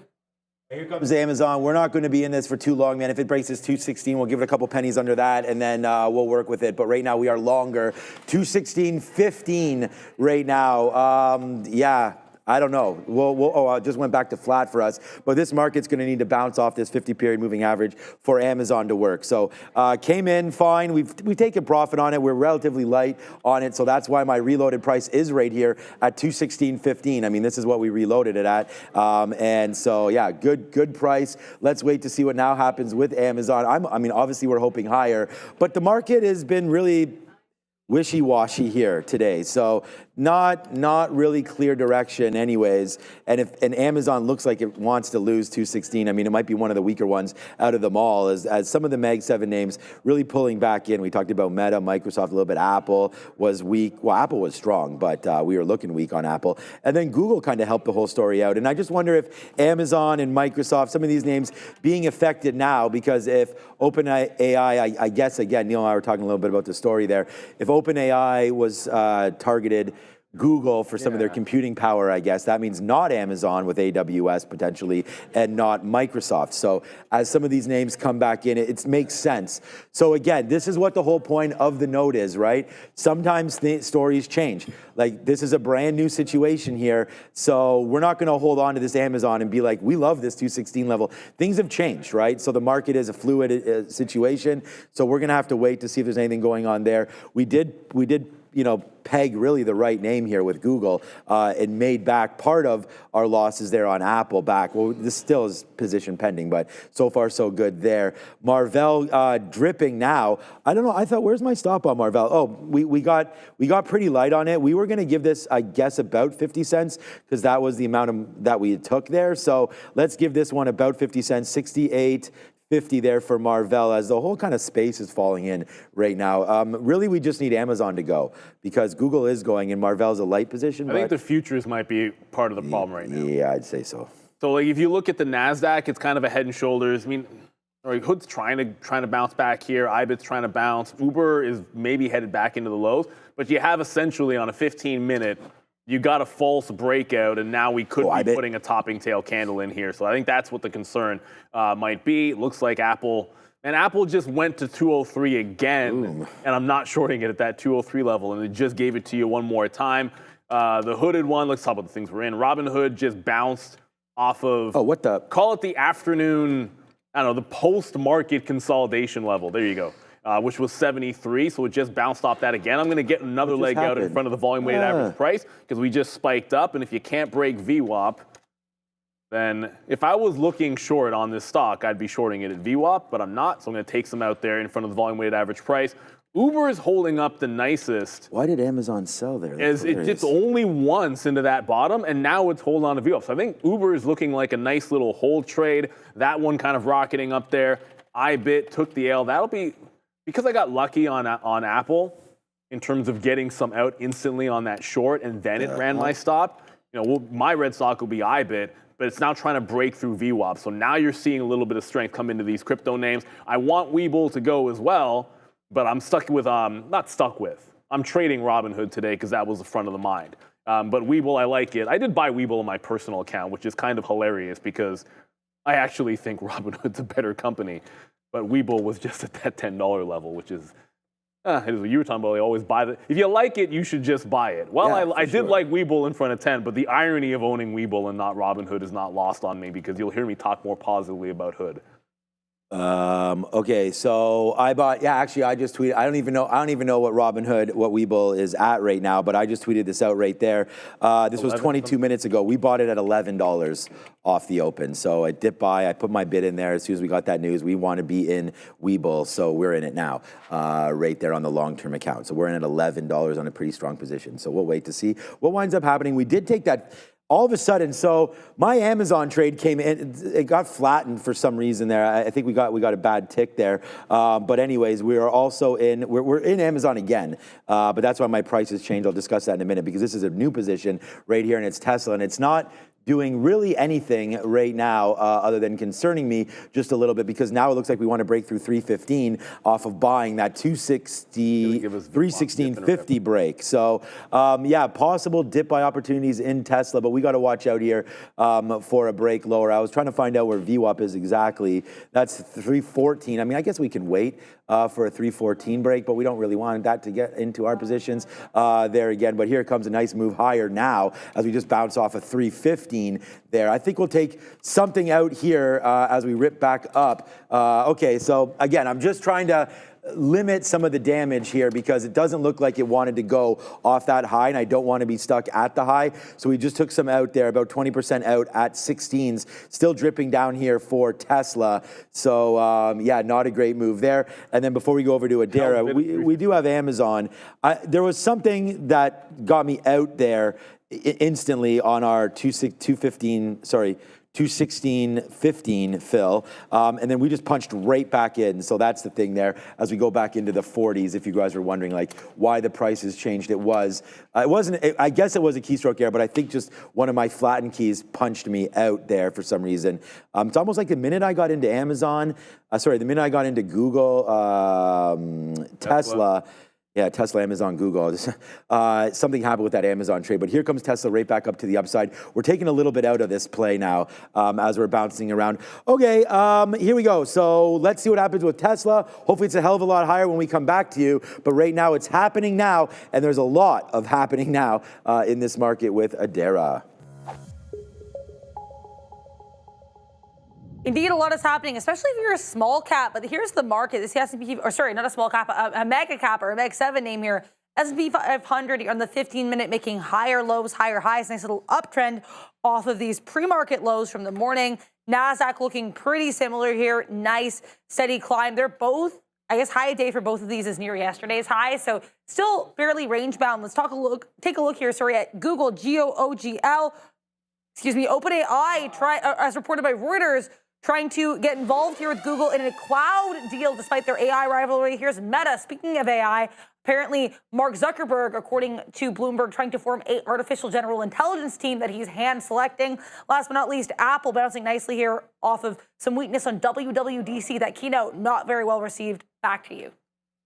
Okay, right now, man, we are really blasting right now. Let's freaking go for a dollar club here on Tesla. We still got We still got half, actually. It's too bad. I wish we had a little bit more than that. We still got half of this. Once it didn't go on that initial break, I explained myself. And I mean, yesterday we had talked about Tesla trading and missed some trades, then got stuck on one of the shorts that didn't work. Then we got out there. And now here we go on Tesla. So we're long right here, right now at 316.50. So there's 317.50. Here's 317.60. Let's take something out again there at 63s. We'll take that fill. And now we'll wait to see where we go on there, but here it is, man. Good day alert right now for me. I'm actually not even at my 1 day goal yet, but we're trying to get there with Tesla. We didn't take too many shares, and we did take a decent size on Apple. So that put me down a day, and then we had to make it back. So right now we're waiting for that one. And oh boy, man, IBIT has been a great trade for me today, as this one's sort of just been hanging out. We've done real well waiting for it and being as patient as possible with IBIT. So out some VWAPs. We did not take that 50 period. It didn't come there. So let's take another out right now. We'll wait to see if IBIT can give us that 62.19. I did punch out some more. Oh no, we missed that Marvell right there, 69.20. That's too bad. Marvell, we should have got a little longer there. I'm probably going to drop this one. I'm not as excited about Marvell as the rest. And Google still making new highs, man. That was a great trade there on Google. But we're going to wait to see where that goes. What's up, Adara, again? Just a couple names here with some news. These are not names that get a ton of intraday volume, but they're worth noting regardless. Here's Costco, COST, on Watch Global News reporting that the company is looking to source Canadian tariffs to avoid products. We get this push to the downside. Then here's Netflix. NFLX also pushing lower here. Apparently the company planning to invest more than 1 billion euros in Spain from 2025 to 2028. Both these making some downside moves. Just wanted to let you guys know that this is happening. Back to you.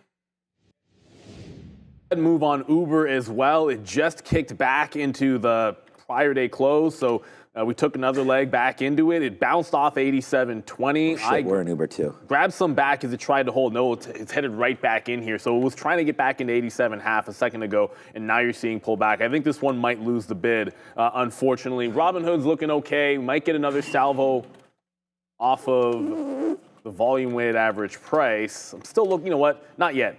Not there yet. It was okay buying it off volume weighted average price, quick little breakout trade, VWAP trade, but the dip is back into 73, I think, on Robinhood. So we'll hold on to that because it's working. But you just lost that 87.10.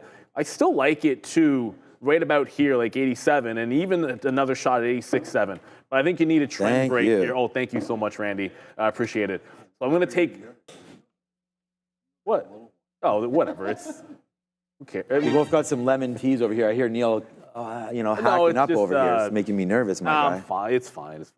Just my throat's a little off. If both of us aren't here, man, it's going to be Joe and Sharif all day long. You know what I'm saying? We're fine. Which they may like right there. The Bro Show extended there soon. So, okay. Here we go, man. We're doing real well. Google's going to be the trade of the day, I think, well, P&L-wise anyways for us. But we're going to wait to see where it goes because it's at 179 and change right now. We did not get any reloads. We got a great top tick there at 179.50 for Google. So there it goes, man. Like I said, a negative name for both of us will be Apple. That's, at least for me, that's a bad name there today for me. The worst on the docket there. We only have one red name today, and it's going to be Apple. So that's what's happening right there. And then we do wait. Oh, there goes Uber. So Uber goes red for me as well, as there it goes breaking lower on Uber. See you later goes Uber there. But Tesla still holding out okay. Uber is the one that doesn't want to go, it looks like. So we do take that L there on Uber. And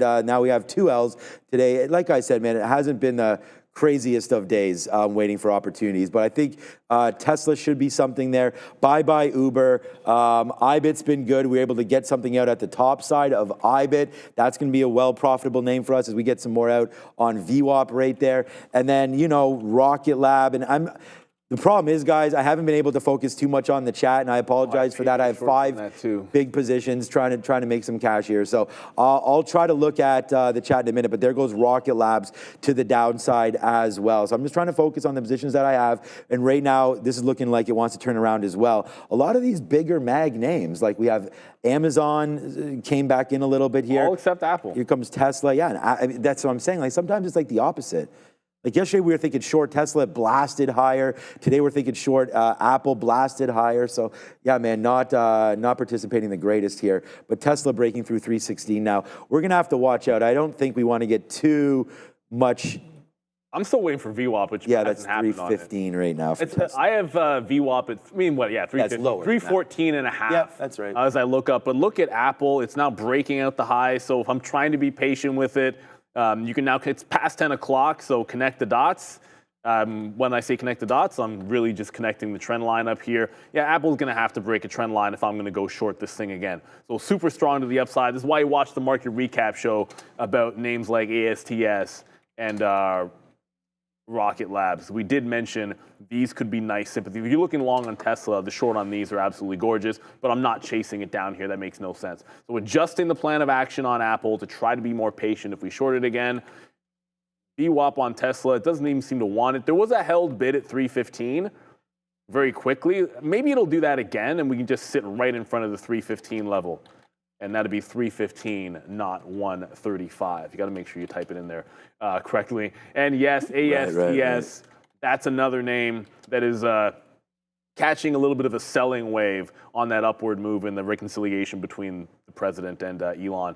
But it's stronger than Rocket Labs. I think if you're looking for one of those short, I would much prefer RKLB. Palantir, we didn't even get to. Nope. I know we're trying to go over some names here, but what I don't like about this market is the thing I thought was weak is the strongest, and the thing that was almost the strongest at the open is now underneath VWAP, and that's Palantir. About to go red is PLTR. You'll see I have a line drawn at 131. Enough for me. Well, that's because I like 131. But it wasn't front of the mind. It's frustrating. I can slap the fail here because Palantir, like there's your support at 131, bottoming tail wick, and then it goes $3. Maybe it'll give us a second chance. Hopefully it gives us a second chance. But you never know. The market's not always that forgiving. Yeah, everybody, hit the like, hit the subscribe. Thanks for joining us one more time. Thanks to Derek for the news, Sharif, everybody, Joe, Fabian, Andre, Ramin's over there chilling. Shout out to everybody today. Shout out to Brendan on vacay as well. Did you see Disney today? So much hotter these teas, man, than everything. No, but I'm loving Disney. Is it down today? No. Oh yeah, we love Disney, man. This is a position of ours that we've had for a minute. So yeah, good call on Disney. Up 1%. Good call on that one. Well, the market's not. Yeah, I mean, again, really, the chart on Disney's been impressive. And then you had that Warner Brothers news yesterday. So we'll find out if there's anything going on with Disney. But yeah, nice move higher right there. I'm just kind of like chilling right now, honestly. Tesla's trying to move. I'm going to take another piece here at O's if we can. It's just there's a lot of volume going through, and it's not really doing a lot right now on Tesla, which is making them in nerves. Okay, there we go. We just get some O's out a little bit there on Tesla. Oh, no, we didn't. That was out on something else. We just got filled on something else.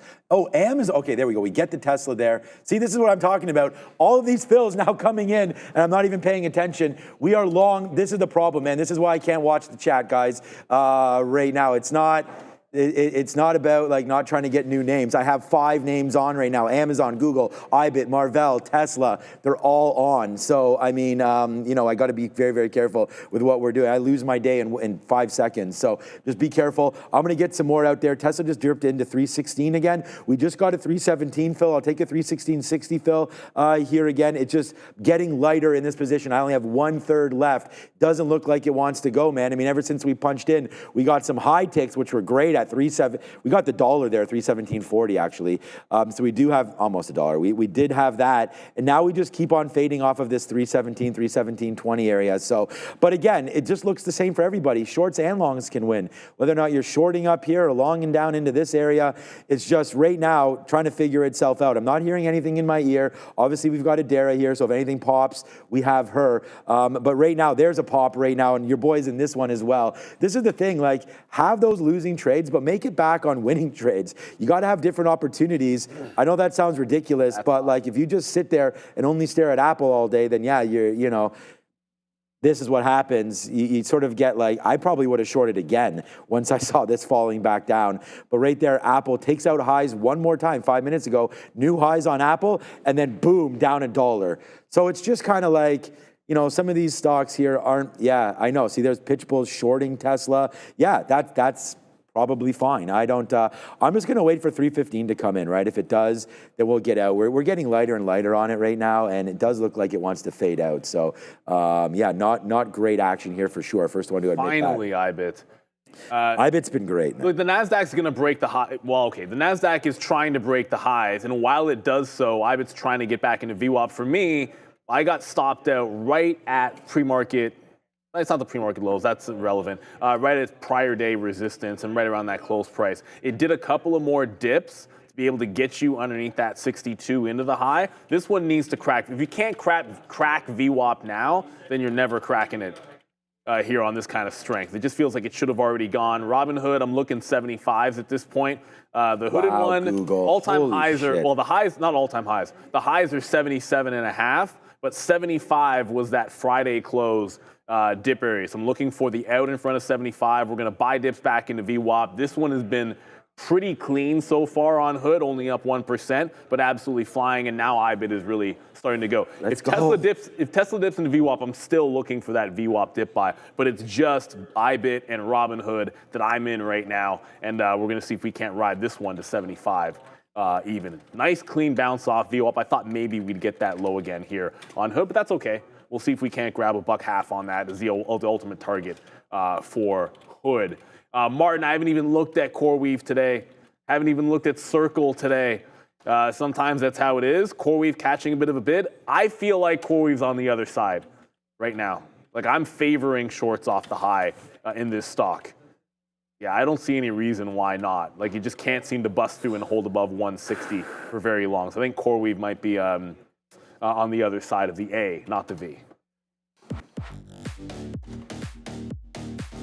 All right, there it goes, man. Google is now $2 in the money. We just went right over to that name and it was like, boom, boom. The problem is it gave you a lot of opportunities to get into this name, right? So, and it's just there, it finally goes. It looks like it wants to maybe, or false break there at 180, but we took advantage of that anyways. We got a 180.10 out there on Google. So the rip continues to happen here in Google, now up 2% and more coming, I feel like, for Google. So good trade there as we break higher on Google. Marvell's doing nothing. IBIT, you know, hopefully goes up, but who knows. And Amazon right now doing its own thing as well. That's starting to go a little bit higher. I'm going to take some more opportunities to get some more out. It doesn't look like we want to trade through VWAP again here. Like I said, it's just a little bit of a funny day, man. It just feels like, you know, we're just battling back and forth with kind of the same levels and the same names here. And I just did apologize in the chat. I mean, there's only so many. Like, I just bought Bull in my own account. I haven't even called it up yet to see what that's doing. But we'll do it right now quickly just to see what Weeble's up to. So we're in the money a little bit on this one. Weeble, we're bought it at 11, up to 11.20 here. Bought that one early. But here comes Tesla right back into 315 again. So this is what I mean. It's like, you know, a tale of many different stories today with Google, Tesla, all these names bouncing around just a little bit. Let's take advantage of that. That was a good dip buy, wasn't it, right there? Yes, sir, right there. What's up to Brendo again? There's a nice little dip buy opportunity for Tesla. Take advantage of that right now and get some out near that top of 316. But all right, let's go over to Adair, see what she's up to.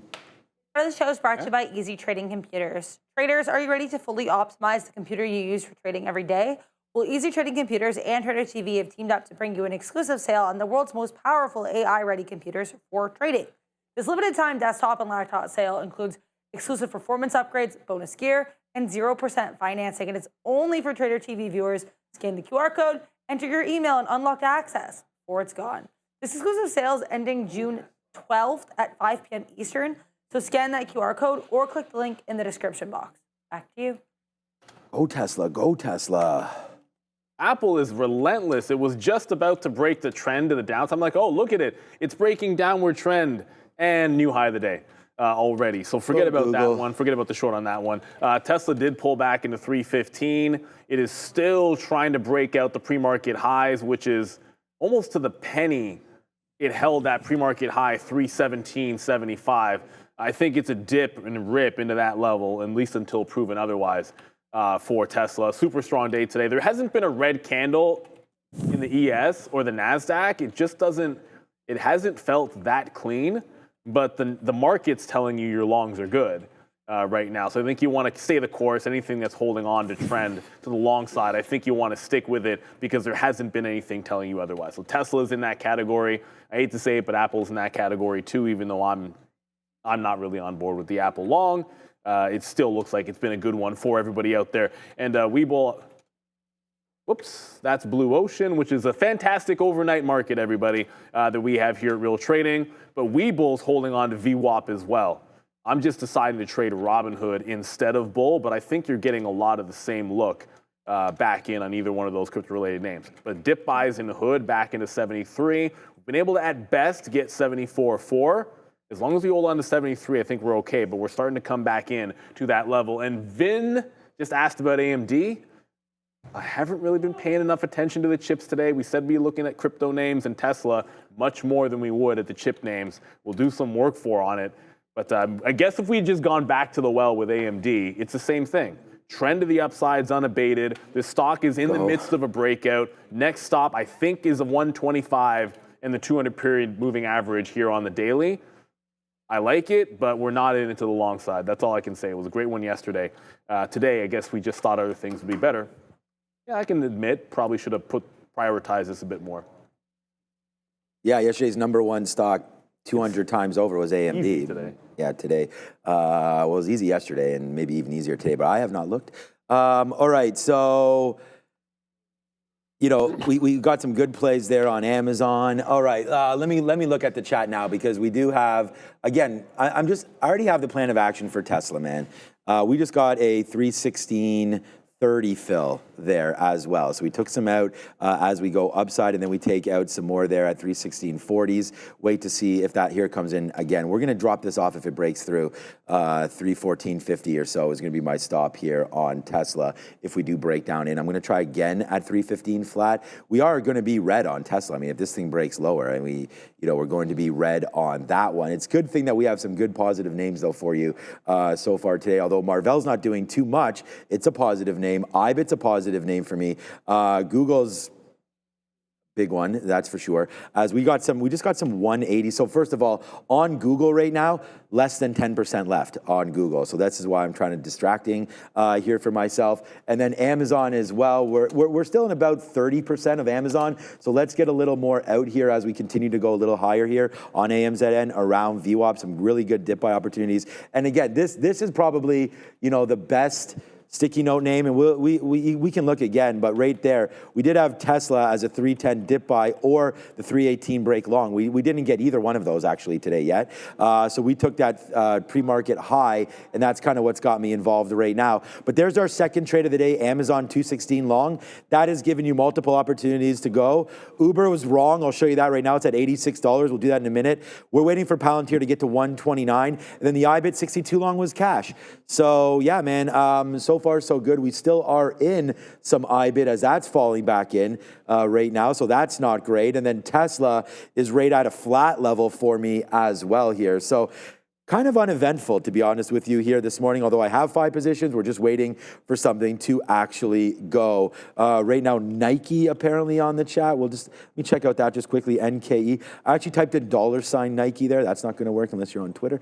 But oh, wow, yeah, Nike, they're doing it today, that's for sure. That's a good break too. Nice little coil and then a break there on Nike at some point. Looking good. Okay, Tesla, we just got a nice little dip buy opportunity into 315 again, man. And this is what we're talking about.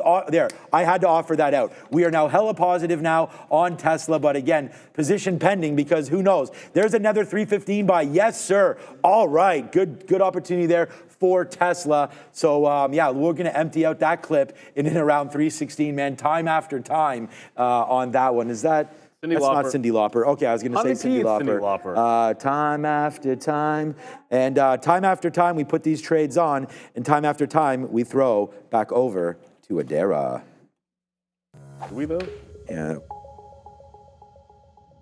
Beautiful upside push here for the Russell 2000. Nice push to the upside, up 0.8% right now. Back above that 215 level. And if you look here on the 15-minute chart, we've kind of been in this steady pattern of pushing higher, consolidation, and then getting another push to the upside. So good look there. MRIN trying to get a little bit of a support area here, though we're well below any pre-market or post-market highs. It's trading higher after announcing a non-binding letter of intent that it's entered into with a private equity firm. They're considering a potential asset sale. So keep an eye on MRIN. This one has rallied in the past. Here's JFBR. This is Jeff's Brands. No news on this one, about a 489,000 share float. And it is also a penny stock trading around 52 cents. ARAI, by far the strongest small cap that I'm seeing today. This one's actually halted right now, up around just below $12.50. This one also has a sub 500,000 share float, announcing this morning they secured another key patent for their smart mailbox anchored autonomous last mile delivery solutions platform. So another patent here for ARAI, again, currently halted. Back to you. Yeah, multiple halts for that name for sure. Oh, Tesla just broke. No, it didn't. Apple just broke trend. Tesla is about to fill 315 again. So I'm offering in front of 203 on the trend break. What I just mean is it closed a 3-minute bar underneath the trend line on Apple. So the first leg, obviously, losing short, and we're going to try it again. Gave it to the prior bar high if we're even able to catch that fill. You could see the first red candle in the 15-minute, but you got 7 minutes to go. For the futures there. It has been a relatively strong day. Okay, stop in on Apple. Tesla did fill 315. I've only been in at that price. One thing to keep in mind, I know someone said they were short Tesla. I didn't see who it was in the chat, but that was a trend break into the high. So in theory, when it breaks the trend and bounces into VWAP, it's a VWAP retracement into the highs. For myself, at least that's the way I want to try to play it. So I'm offering in front of the pre-market highs, and then 318 we'll just take as a breakout. So the VWAP trade into the high, and then if Tesla's able to break 318, we can do that later. Because if we lose VWAP, I think we could get that 310 fill. It's not crazy for Tesla to drop $5 and give you that dip all the way. In a 10, T-Money says it was them, so shout out to you. T-Money. IBIT's trying to make a bit of a move in here. I guess I didn't get Apple short. I'm leaving the order in to see if I get picked up. But yeah, Apple now headed, if it gets to VWAP without me, I'll probably pull the offer. But for now, it's still in the pocket on that trend break. I'm trying to pick it up in front of 203. But we had Money Mitch on talking a little bit about our friends over there at Trade the Pool. And I can tell you, One for All, the new trading competition from Trade the Pool, is an interesting one. Never done before. Everyone will be trading together on one shared account with 1 million buying power. Starts June 16th to the 18th. The goal? Beat the Qs. For example, if the Qs move by 3% up or down, we just aim for more. And what's in it for you? Everyone wins, plus $675,000 in prizes. Not bad. 20 evaluation accounts are also up for grabs. One account, one mission, one for all. Scan the QR code and join the team now. Link in the description. I feel like all for one and then one for all is what you're supposed to say after that. Like by reflex, I almost said that. So shout out to Trade the Pool. Good look there. Beat those Qs, which is what everyone's trying to do. Right now, the Qs still haven't put a red candle in on that 15. Trend is your friend to the end. Yeah. Yeah, shout out to Money Mitch and Trade the Pool. Right there. Okay, so I mean, just more outs on Tesla, man. I mean, it's we're up on the stock today, but we're flat. Like if I covered right now, we'd be flat on the name. Oh. So we're trading hundreds of shares in here and flat. Like it's just like it's 10:30. Hoping to get a move here on Tesla. I'm waiting at 316.50s, just ahead of that. And hopefully we can get a nice little bump now in the market, which will carry this name just a little bit higher. I still think we need to test the highs again. What did I just get there? Oh, I got it, 10s, okay. Yeah, no, I'm waiting for that 40 fill. Sometimes it'll just rip up and it's like, whoa, I got that fill. It's kind of like what we did right there at 315 flats. So here we go. Okay, I'm at 46. Oh, there we go. Yes, yes, Neil, finally. Let's go right now. And wow, that was a little stressful down there near that 315 area, but it's all good. We did it, and we're in it now. So, all right, Tesla, now your next target is the highs. So I'm now waiting at 317.39s right now for Tesla. So we did it, says Jason Tatum there, and poor Jason Tatum there tears his Achilles as well. Oh, he didn't do it yet. Right there, but all right, so nice move. Like, look at that fill there at 316.50. This is the thing, man. When you're trading with shares, you take advantage of these pops. So there's an out for us. We told you we were nervous about it. There's my out right there on Tesla. Look at this, man. Comes right back in $1 right there off of that recent out. So this is what you got to do it, man. You got to take those outs. Nice move there for Tesla as it rips back to the upside and then crashes right back in again. So yeah, man, I really enjoy my Tesla, but I'm not enjoying trading it today. A little too stressful. Here it comes. And there it goes. Bye-bye, Tesla. We are now red there on Tesla as it drops in pretty aggressively right now, almost as if there's news right now on Tesla. Nice move to the downside right now, cracking a lot lower on TSLA. So, oh boy, thankfully we have... There was the fail on Tesla. Yeah, thankfully we have Google today. Thankfully we have all the other ones, but it is Tesla right now dropping down. So let's go find out what the story is potentially. Look at that VWAP break on Tesla. What's up, Adara? I'm not sure this is it, but it's worth noting we just got this in, and it's kind of tangential, so I'm going to mention it here just in case. Republican Senator Curtis saying that the U.S. Senate budget bill should be easing the start date requirement for clean energy tax credits. We know one thing that's certainly been on watch here with this bill with regards to Tesla, especially, are these EV credits or mandates. Again, not sure if those are 100% related or if that's why it's moving, but I think it's worth noting regardless, given that this came in just as we get this drop in TSLA. Now we could do a quick crypto segment here while I'm here. We talked today about potentially getting a new all-time high on Bitcoin today off camera. It looks like that might not be coming today. Go all the way from this high above 110,000 yesterday. Right now, we're actually back below 109, trading around 108.7s and actually making new lows of day. It's worth noting here, still well above this recent area of support, that it would be that 100,000 level. So that's holding up well. But if we can't make another new high here, this could be a slightly lower high on BTC, though it's still really strong. Let's take a look and see what some of these other crypto-related names are doing. Ethereum, back above 2,700. Great look for ETH. XRP up about 1%. Solana up about 2%. Dogecoin, Cardano, and Tron all up about 4%. So some of these altcoins may be faring better than their peers once again. Back to you.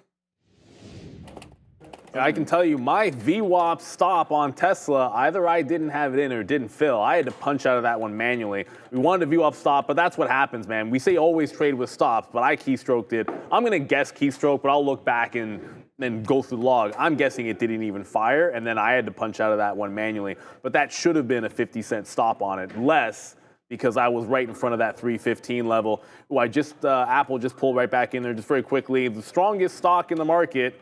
Well, it's not the strongest stock in the market. One of the strongest names in the Mag 7 has been Apple. It broke trend. I said I'd leave my orders in off of 3 with a stop at the prior bar high, so actually just got filled now on the way back up. I'll look for a VWAP retrace. That's the name of the game. Apple has been strong after the WWDC event bounce off of 200. But it has managed to hold resistance at the 203 level, which is just about it. So I'll look for the pullback in a VWAP and hold some in case it can break the volume weighted average price here on Apple as we're going back to Adara. I'm going to let you guys know here, as the market makes these higher highs, higher lows, potential flat top here, we have comments coming from an official in India saying that these U.S. and India trade talks are going well. They've been held here, I guess, on market access and digital trade, apparently viewed as being progressive, so keep an eye here on the market. More trade comments. We haven't heard yet from what's happening with the China delegation today, but apparently India-U.S. talks going well. Back to you. All right. We want China.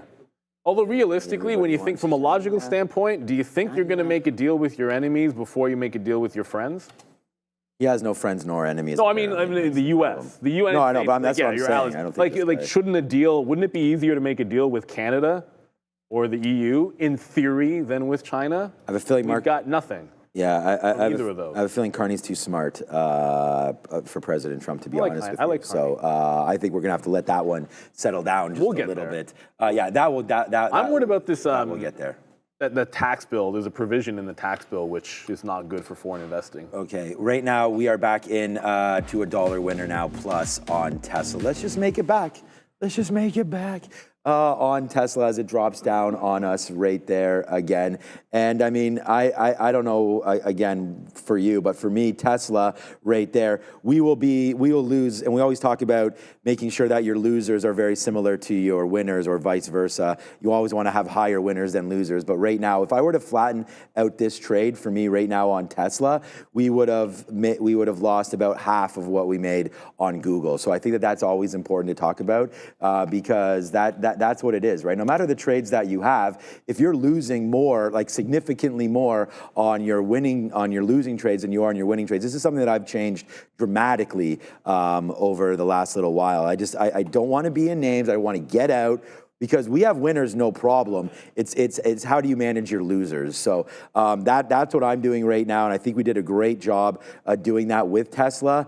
And yeah, so far so good here as we rip all the way back. We're almost going to be up after all of this. There, good move down. I was just going to try to go off that bottom wick once it gave it to us. So that's a 3. We're long at 13s. That bottom wick is a break at 12. So just making $1 now puts it 1-to-1. But I'm not one of those ratio traders. It doesn't. I just playing the momentum. If this slows down, we can get out right now, make that money, and put it in our pocket. So again, a shout out to risk management down there. And I think that's the one thing that I'm doing so much better now than I have in the past is on stuff like that, and making sure that your losing trades are not out of the pocket for your winning trades, right? And so that's what we're doing, and it does stop you from having huge blowout days to the downside. You can still have monster days to the upside with that strategy. I mean, we're down on Apple today. We're up on Amazon. We're down too much on Apple because we really try to take that for risk.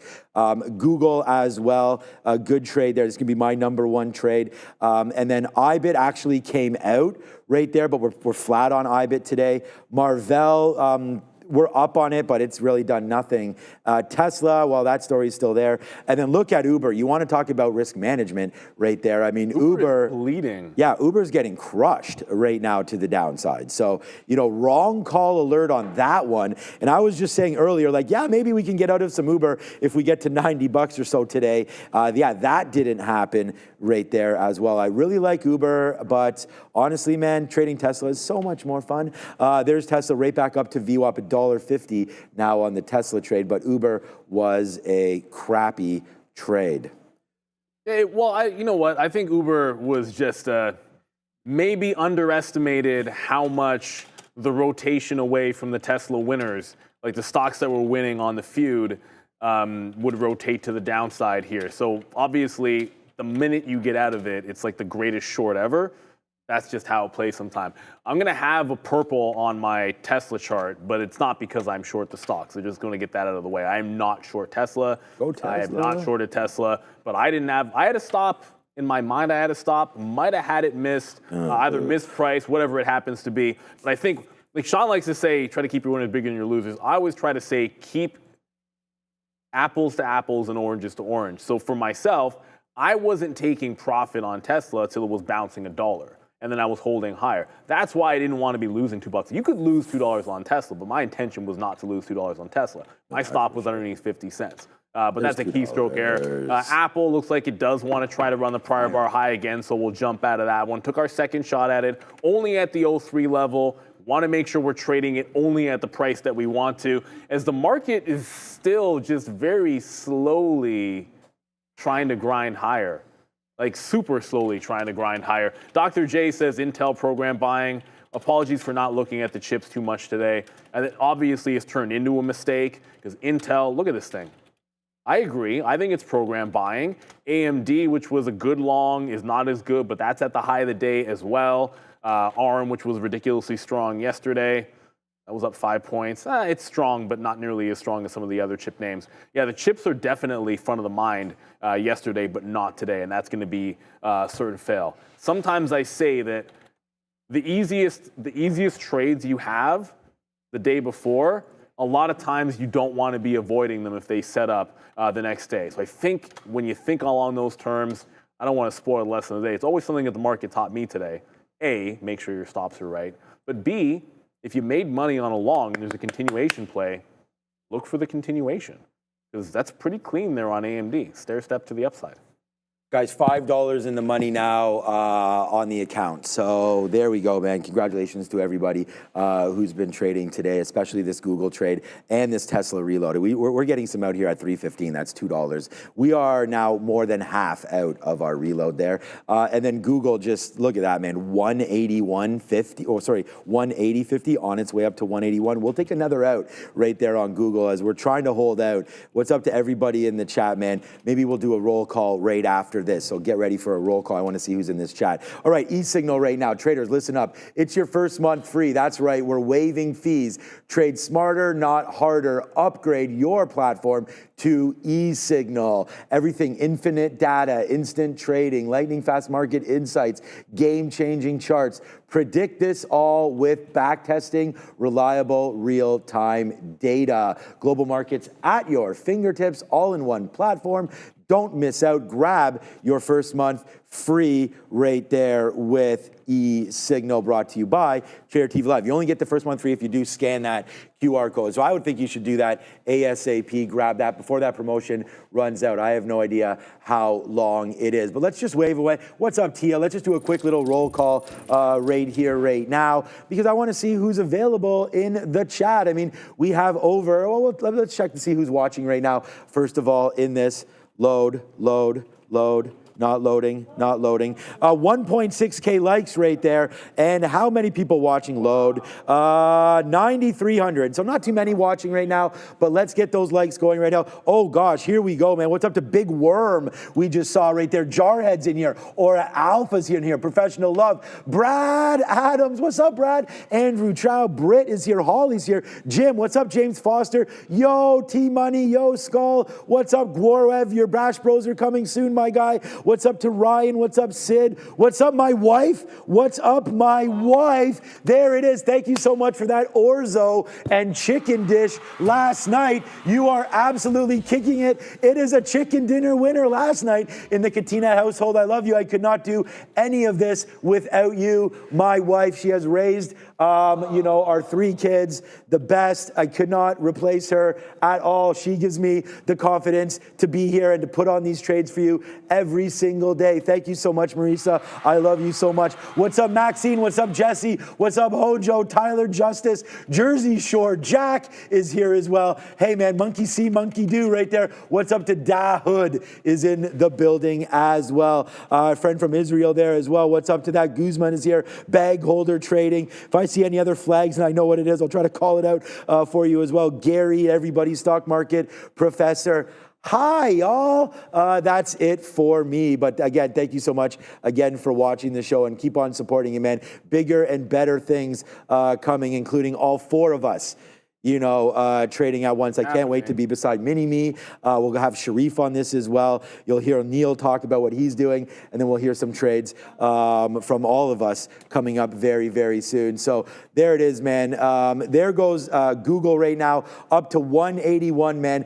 $3 in the money on Google. We like that stock. We like it a lot. All right, what's up with Adara now? And I'm going to go with small cap recap. No, sector watch. Sector watch, but not lunch. Let's watch these sectors here, and they're going to the upside for the most part. Health technology, Eli Lilly leading this here, up 2.8%. Great look, but Merck also strong, Amgen also strong, Thermo Fisher also strong. Consumer durables all really green here. Tesla leading this group to the upside. Transportation, GE notably red, but UPS, some of these other plays here are green. Uber's also a little bit red today. Communications a bit mixed. Commercial services pretty strong. Energy minerals really green here across the board. Shout out to Randy. Consumer services pretty green. Let's talk about some of these other sectors. Finance and retail trade both a little bit weak. Finance, though, not as red as yesterday, which was notably weak for the sector. And tech services, of course, as well, and electronic technology. Tech services a little bit mixed. Microsoft, we know, red, pulling back from recent new all-time highs. Google and Meta, though, bright green. Netflix also is another one near all-time highs that's been selling off lately. Electronic technology here, we've got Apple, Apple, AMD, both strong, but some of these other plays, including Broadcom and Boeing, a little bit weak. So a lot of these sectors are pretty divided. Back to you. Just got back into Robinhood. I just saw Brendo here, which is that surprised me there, as he is enjoying some time up, but also apparently also working too. A couple of reloads, bottoming tail candle here on Hood. Hood was one of the strongest ones, but it absolutely failed the 74.5 breakout. Now you're coming back in. It did a bottoming tail into 72, which is outside of 70 and a half, like the last spot. I always look for prior resistance to be my support spots, but we got to look for a VWAP retracement. A similar thing just happened over there in IBIT, where it made a bottoming tail candle into 71.6. It has been unable to break VWAP. All of the best fills have been, I have stopped out once, getting the bounce, but it's lower highs. Every one of these bounces is giving us lower highs, so you want to take profit into the volume-weighted average price if you're able to get it. It's like bounce out, bounce out. We had that one stop out that we gave it just a little bit too much room. Tesla's still looking like it wants to head to the downside, everybody. Not looking as strong as we thought, and now that it's 1040, have not looked at Quantum. Right at the open, I know we got, and shout out to everyone that was mentioning how strong QUBT is. I'm kind of hoping QBTS is going as well, because that's the one that my wife actually has in the personal, one that we bought earlier in the, over a year ago actually. But QUBT in particular, one of the strongest names out here.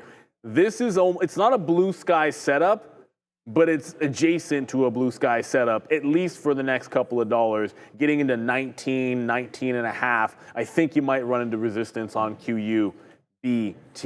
But it looks like I bid on that bottoming tail candle. That gave me the entry. And Yannick, if I take a trend break, it's the prior bar low. Like when I took this trend break, prior bar low was the out. If you take a trend break, prior bar low is going to be the out. The prior bar is right here. That's the rule. Play it back into the volume-weighted average price. If it breaks out the prior bar low, then jump out of the trade. It's the same thing I would do with an Apple that we did and we got out. Actually, I mean, Apple's still slightly gliding higher. Not crazy, but Apple hasn't, it broke the trend to the upside. It just didn't follow all the way through into the volume-weighted average price. So Apple's still looking like a bit of a dog. As I said, I always hold it into the prior bar low on that kind of a trend break. Today, there's just no follow-through. There was one shot to get into the long on IBIT. Unfortunately, that was my biggest hit because I was long into that stop out on IBIT as it just broke the low again. All right. Bitcoin's not getting to that all-time high this way. No, it's not. Well, I want to get today, longer. Not today, anyways. No, I want to get longer on Bitcoin. So I almost bought some this morning. Yeah, we last bought at 103, so I don't know. Hopefully that's a good one. Just checking in on my most recent purchase, Webull, not doing anything here yet either today. We thought it would have been better, but I bought on that news. I don't know, I don't even know the news anymore. So something about cryptocurrencies there. All this deal talk, yeah, Kalshi, all that deal talk, I like it. I mean, I like it for the name. Big Bear AI, man, we're long at $4.20, you know, not here to, you know, call this one to the moon or anything like that. But I just look at how it's consolidating here, and I like big data and Department of Defense there. They have contracts with them as well. And I don't think this is a baby Palantir. Palantir has I told you, one of the biggest moats around it right now, period, which is why Palantir continues to be the best stock in the Nasdaq. 133 right there, 134, almost new all-time highs for Palantir. Let me see what eSignal actually says today about all-time high for Palantir. 135.28 right here for an all-time high as listed there on eSignal. So we got to give a big shout out to eSignal. Make sure you do scan that QR code, grab that month free. But there it is right there. We almost did it again there today. Looking real healthy, man. I love that every time it dips into this 120 marker, it's done it like 4 times, it just gets bought right back up. So if we get that opportunity again, that might be a place to add to the long-term position. Remember, like adding on a PE like north of 100 seems crazy, but I'm a crazy guy. So that's that kind of a play right there. Everything's sort of just dancing. We got some more out right there at 314 for Tesla. Good trades to the upside, but here it comes fading right back in again. So Tesla's still not really working out for us, or for me there today, but or for us, I guess. Well, I mean, look, you got to have your stop order in place, but you also have to make sure that it's placed correctly. I mean, even if you did have it in, it would have been a loser, right? I mean, all of these trades, we couldn't win on Tesla. It would be close. I think it's put it this way. It's because like the stop was for less than $1 worth of a hit. And we had taken out $1 on it the one time. So it would be a small loss instead of my biggest loss, which is kind of silly, but it happens. You're going to make stop order errors every now and then. I think it's exacerbated sometimes when you have a full order book. A lot of times that's going to be the case. But if we do get back, we're going to have some guests in a quick little second here. But the chance to get to 310, like in my note this morning, I liked it down in front of 310, and we missed that initial dip. But there's still a chance we can trend into it. I'm not trying to play the middle. I either want VWAP or give me the lows at that 310 or down around that 310 level. You're trending back into it, so I think you got to be patient, wait for it to get there. The other thing that's going kind of crazy before we get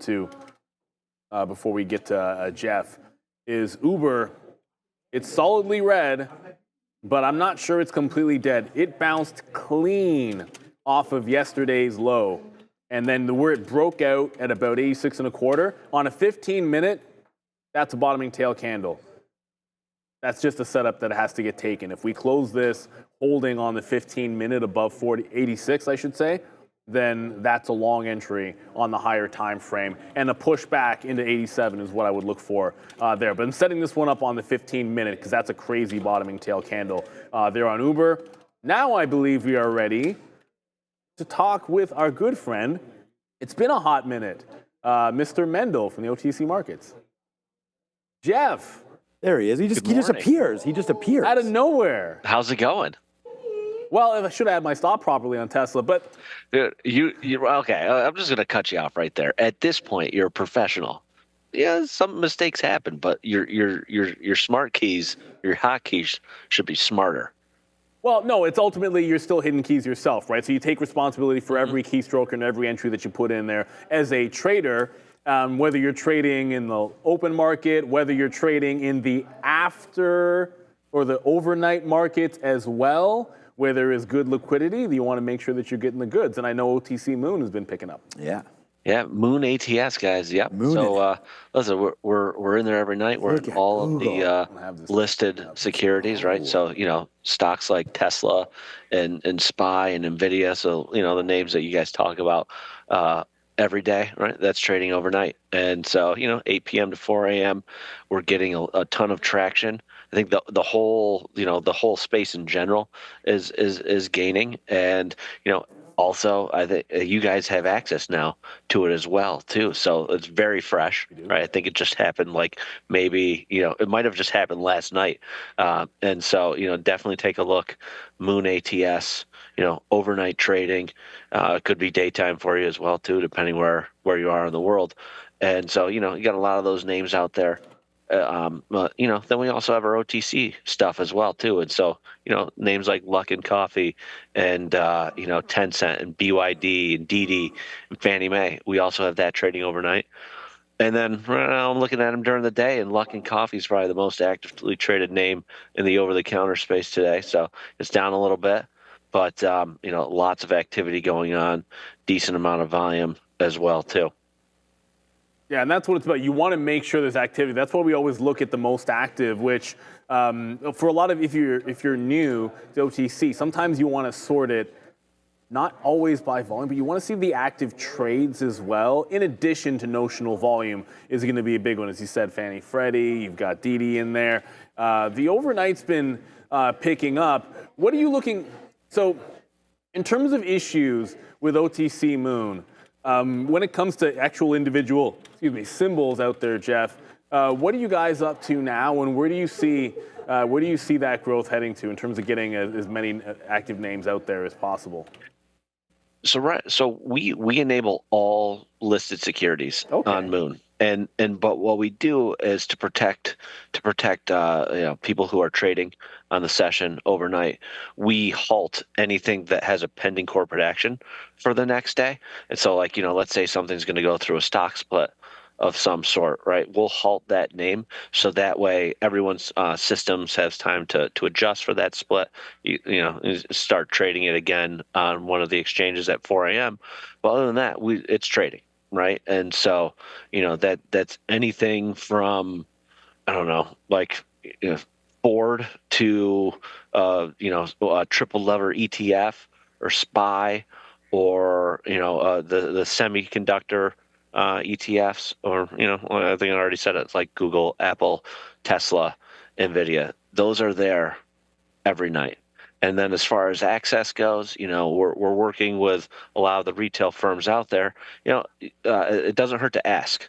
Your account rep or anything like that. Hey, is Moon available out there for me to try trading? It looks and feels a lot like when you see you have a market that, so you have a bid and an offer, so you see that come up on your platform, right? And so you see where the market is, and then when you send in an order as well too, it's just like when you're sending it in, kind of during the daytime to a venue as well too. And so it's I hate to mention my competitor's name out there, but Blue Ocean has done a great job kind of bringing that whole space together. And so now between Blue Ocean and Moon ATS, there's a couple different venues out there. There's redundancy. There's multiple ways to try out your strategies, right? So, if you're someone that's sitting there providing liquidity overnight, you have two different venues to do it on. If you're someone there that's just looking to get in and out of stocks, buy and sell, take offers and hit bids, now there's multiple points of liquidity out there. There's multiple venues.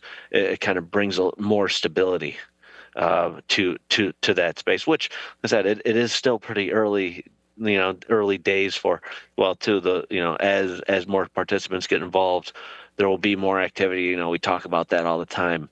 And that just brings more volume. It brings more opportunities as well too. And it also makes it so, going into buy or sell a stock overnight or off hours is, I'm not going to say it's the exact same as going in during the day, but it's a more viable option. The end goal. That's the end goal, Yeah. right? I mean, we've been talking about, everyone's been talking about 24-hour trading forever. I mean, it feels like it's inevitable that we get there at some point and bring multiple venues on, as you guys have now done. That's part and parcel. It can't happen without it. It's the same way when you're looking to build a future, right?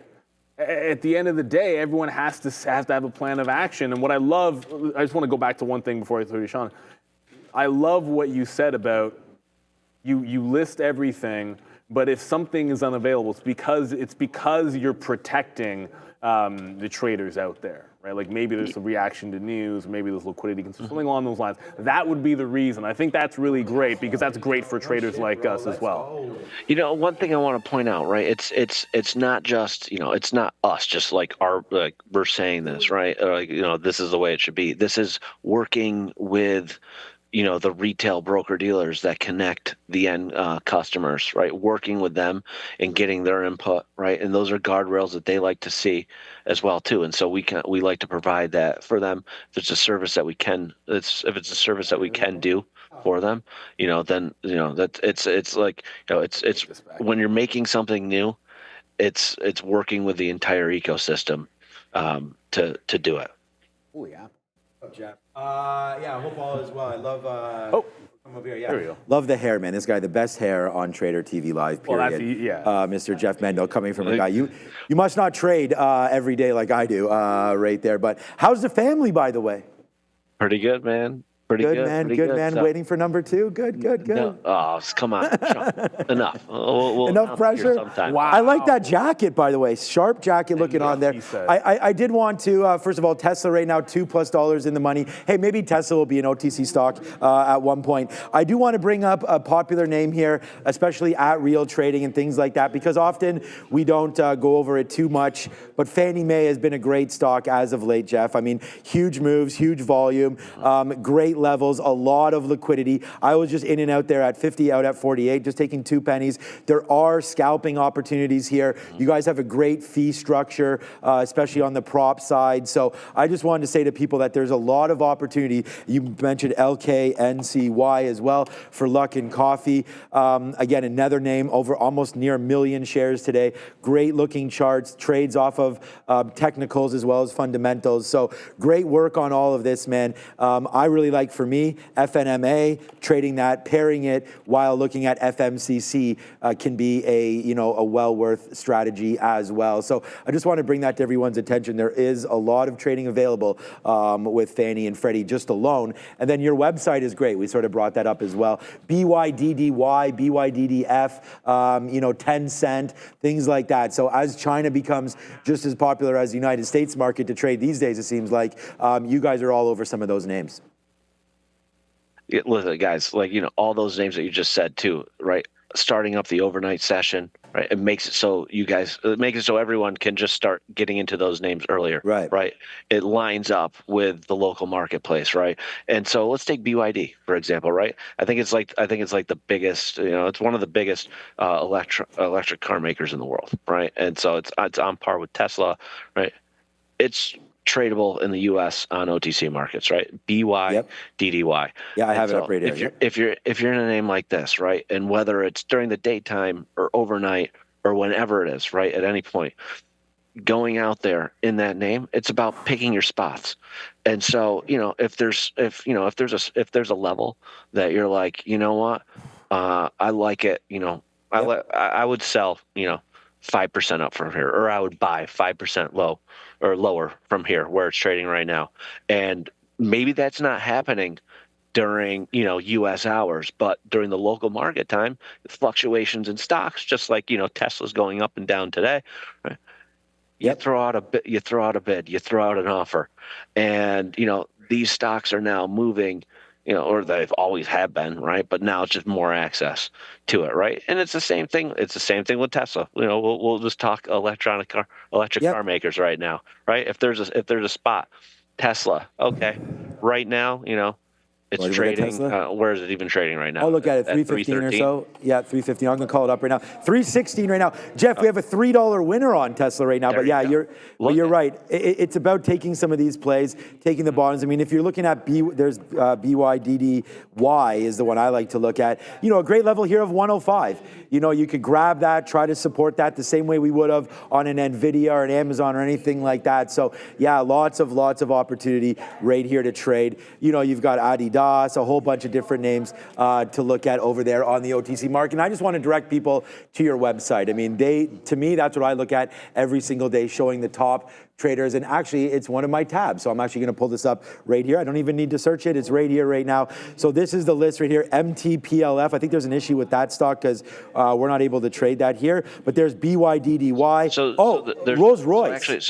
So there's no issue with that stock. Okay. But what it is, though, is that 5-letter F share, right? When it's not in Canada and it trades over on us, there are certain brokers where you can't trade it through because it clears and settles locally. Right. But I think if you're in like a Schwab or a Fidelity account or something like that, that's something that you can buy and sell, no problem, right? It's just connectivity, right? And so, when it's a 5-letter F share that's not in Canada, sometimes you run into that. But just because Sean can't trade it doesn't mean there's something wrong with it, guys. Just throwing that out. Yeah, no. I was just saying at Real Trading, it's not tradable. We have a lot of viewers on that as well. But yeah, your top names today, BYDDY, LKNCY, Rolls Royce. We had President Trump talking Rolls Royce a couple weeks ago as well. So just some more names. There's 10 cent as well. So there's lots on here. Didi, again, the electronic ride sharing there in China as well. So, hey, it's Jeff Mendel. All right, so next time, Brendan and I have promised that we will be going golfing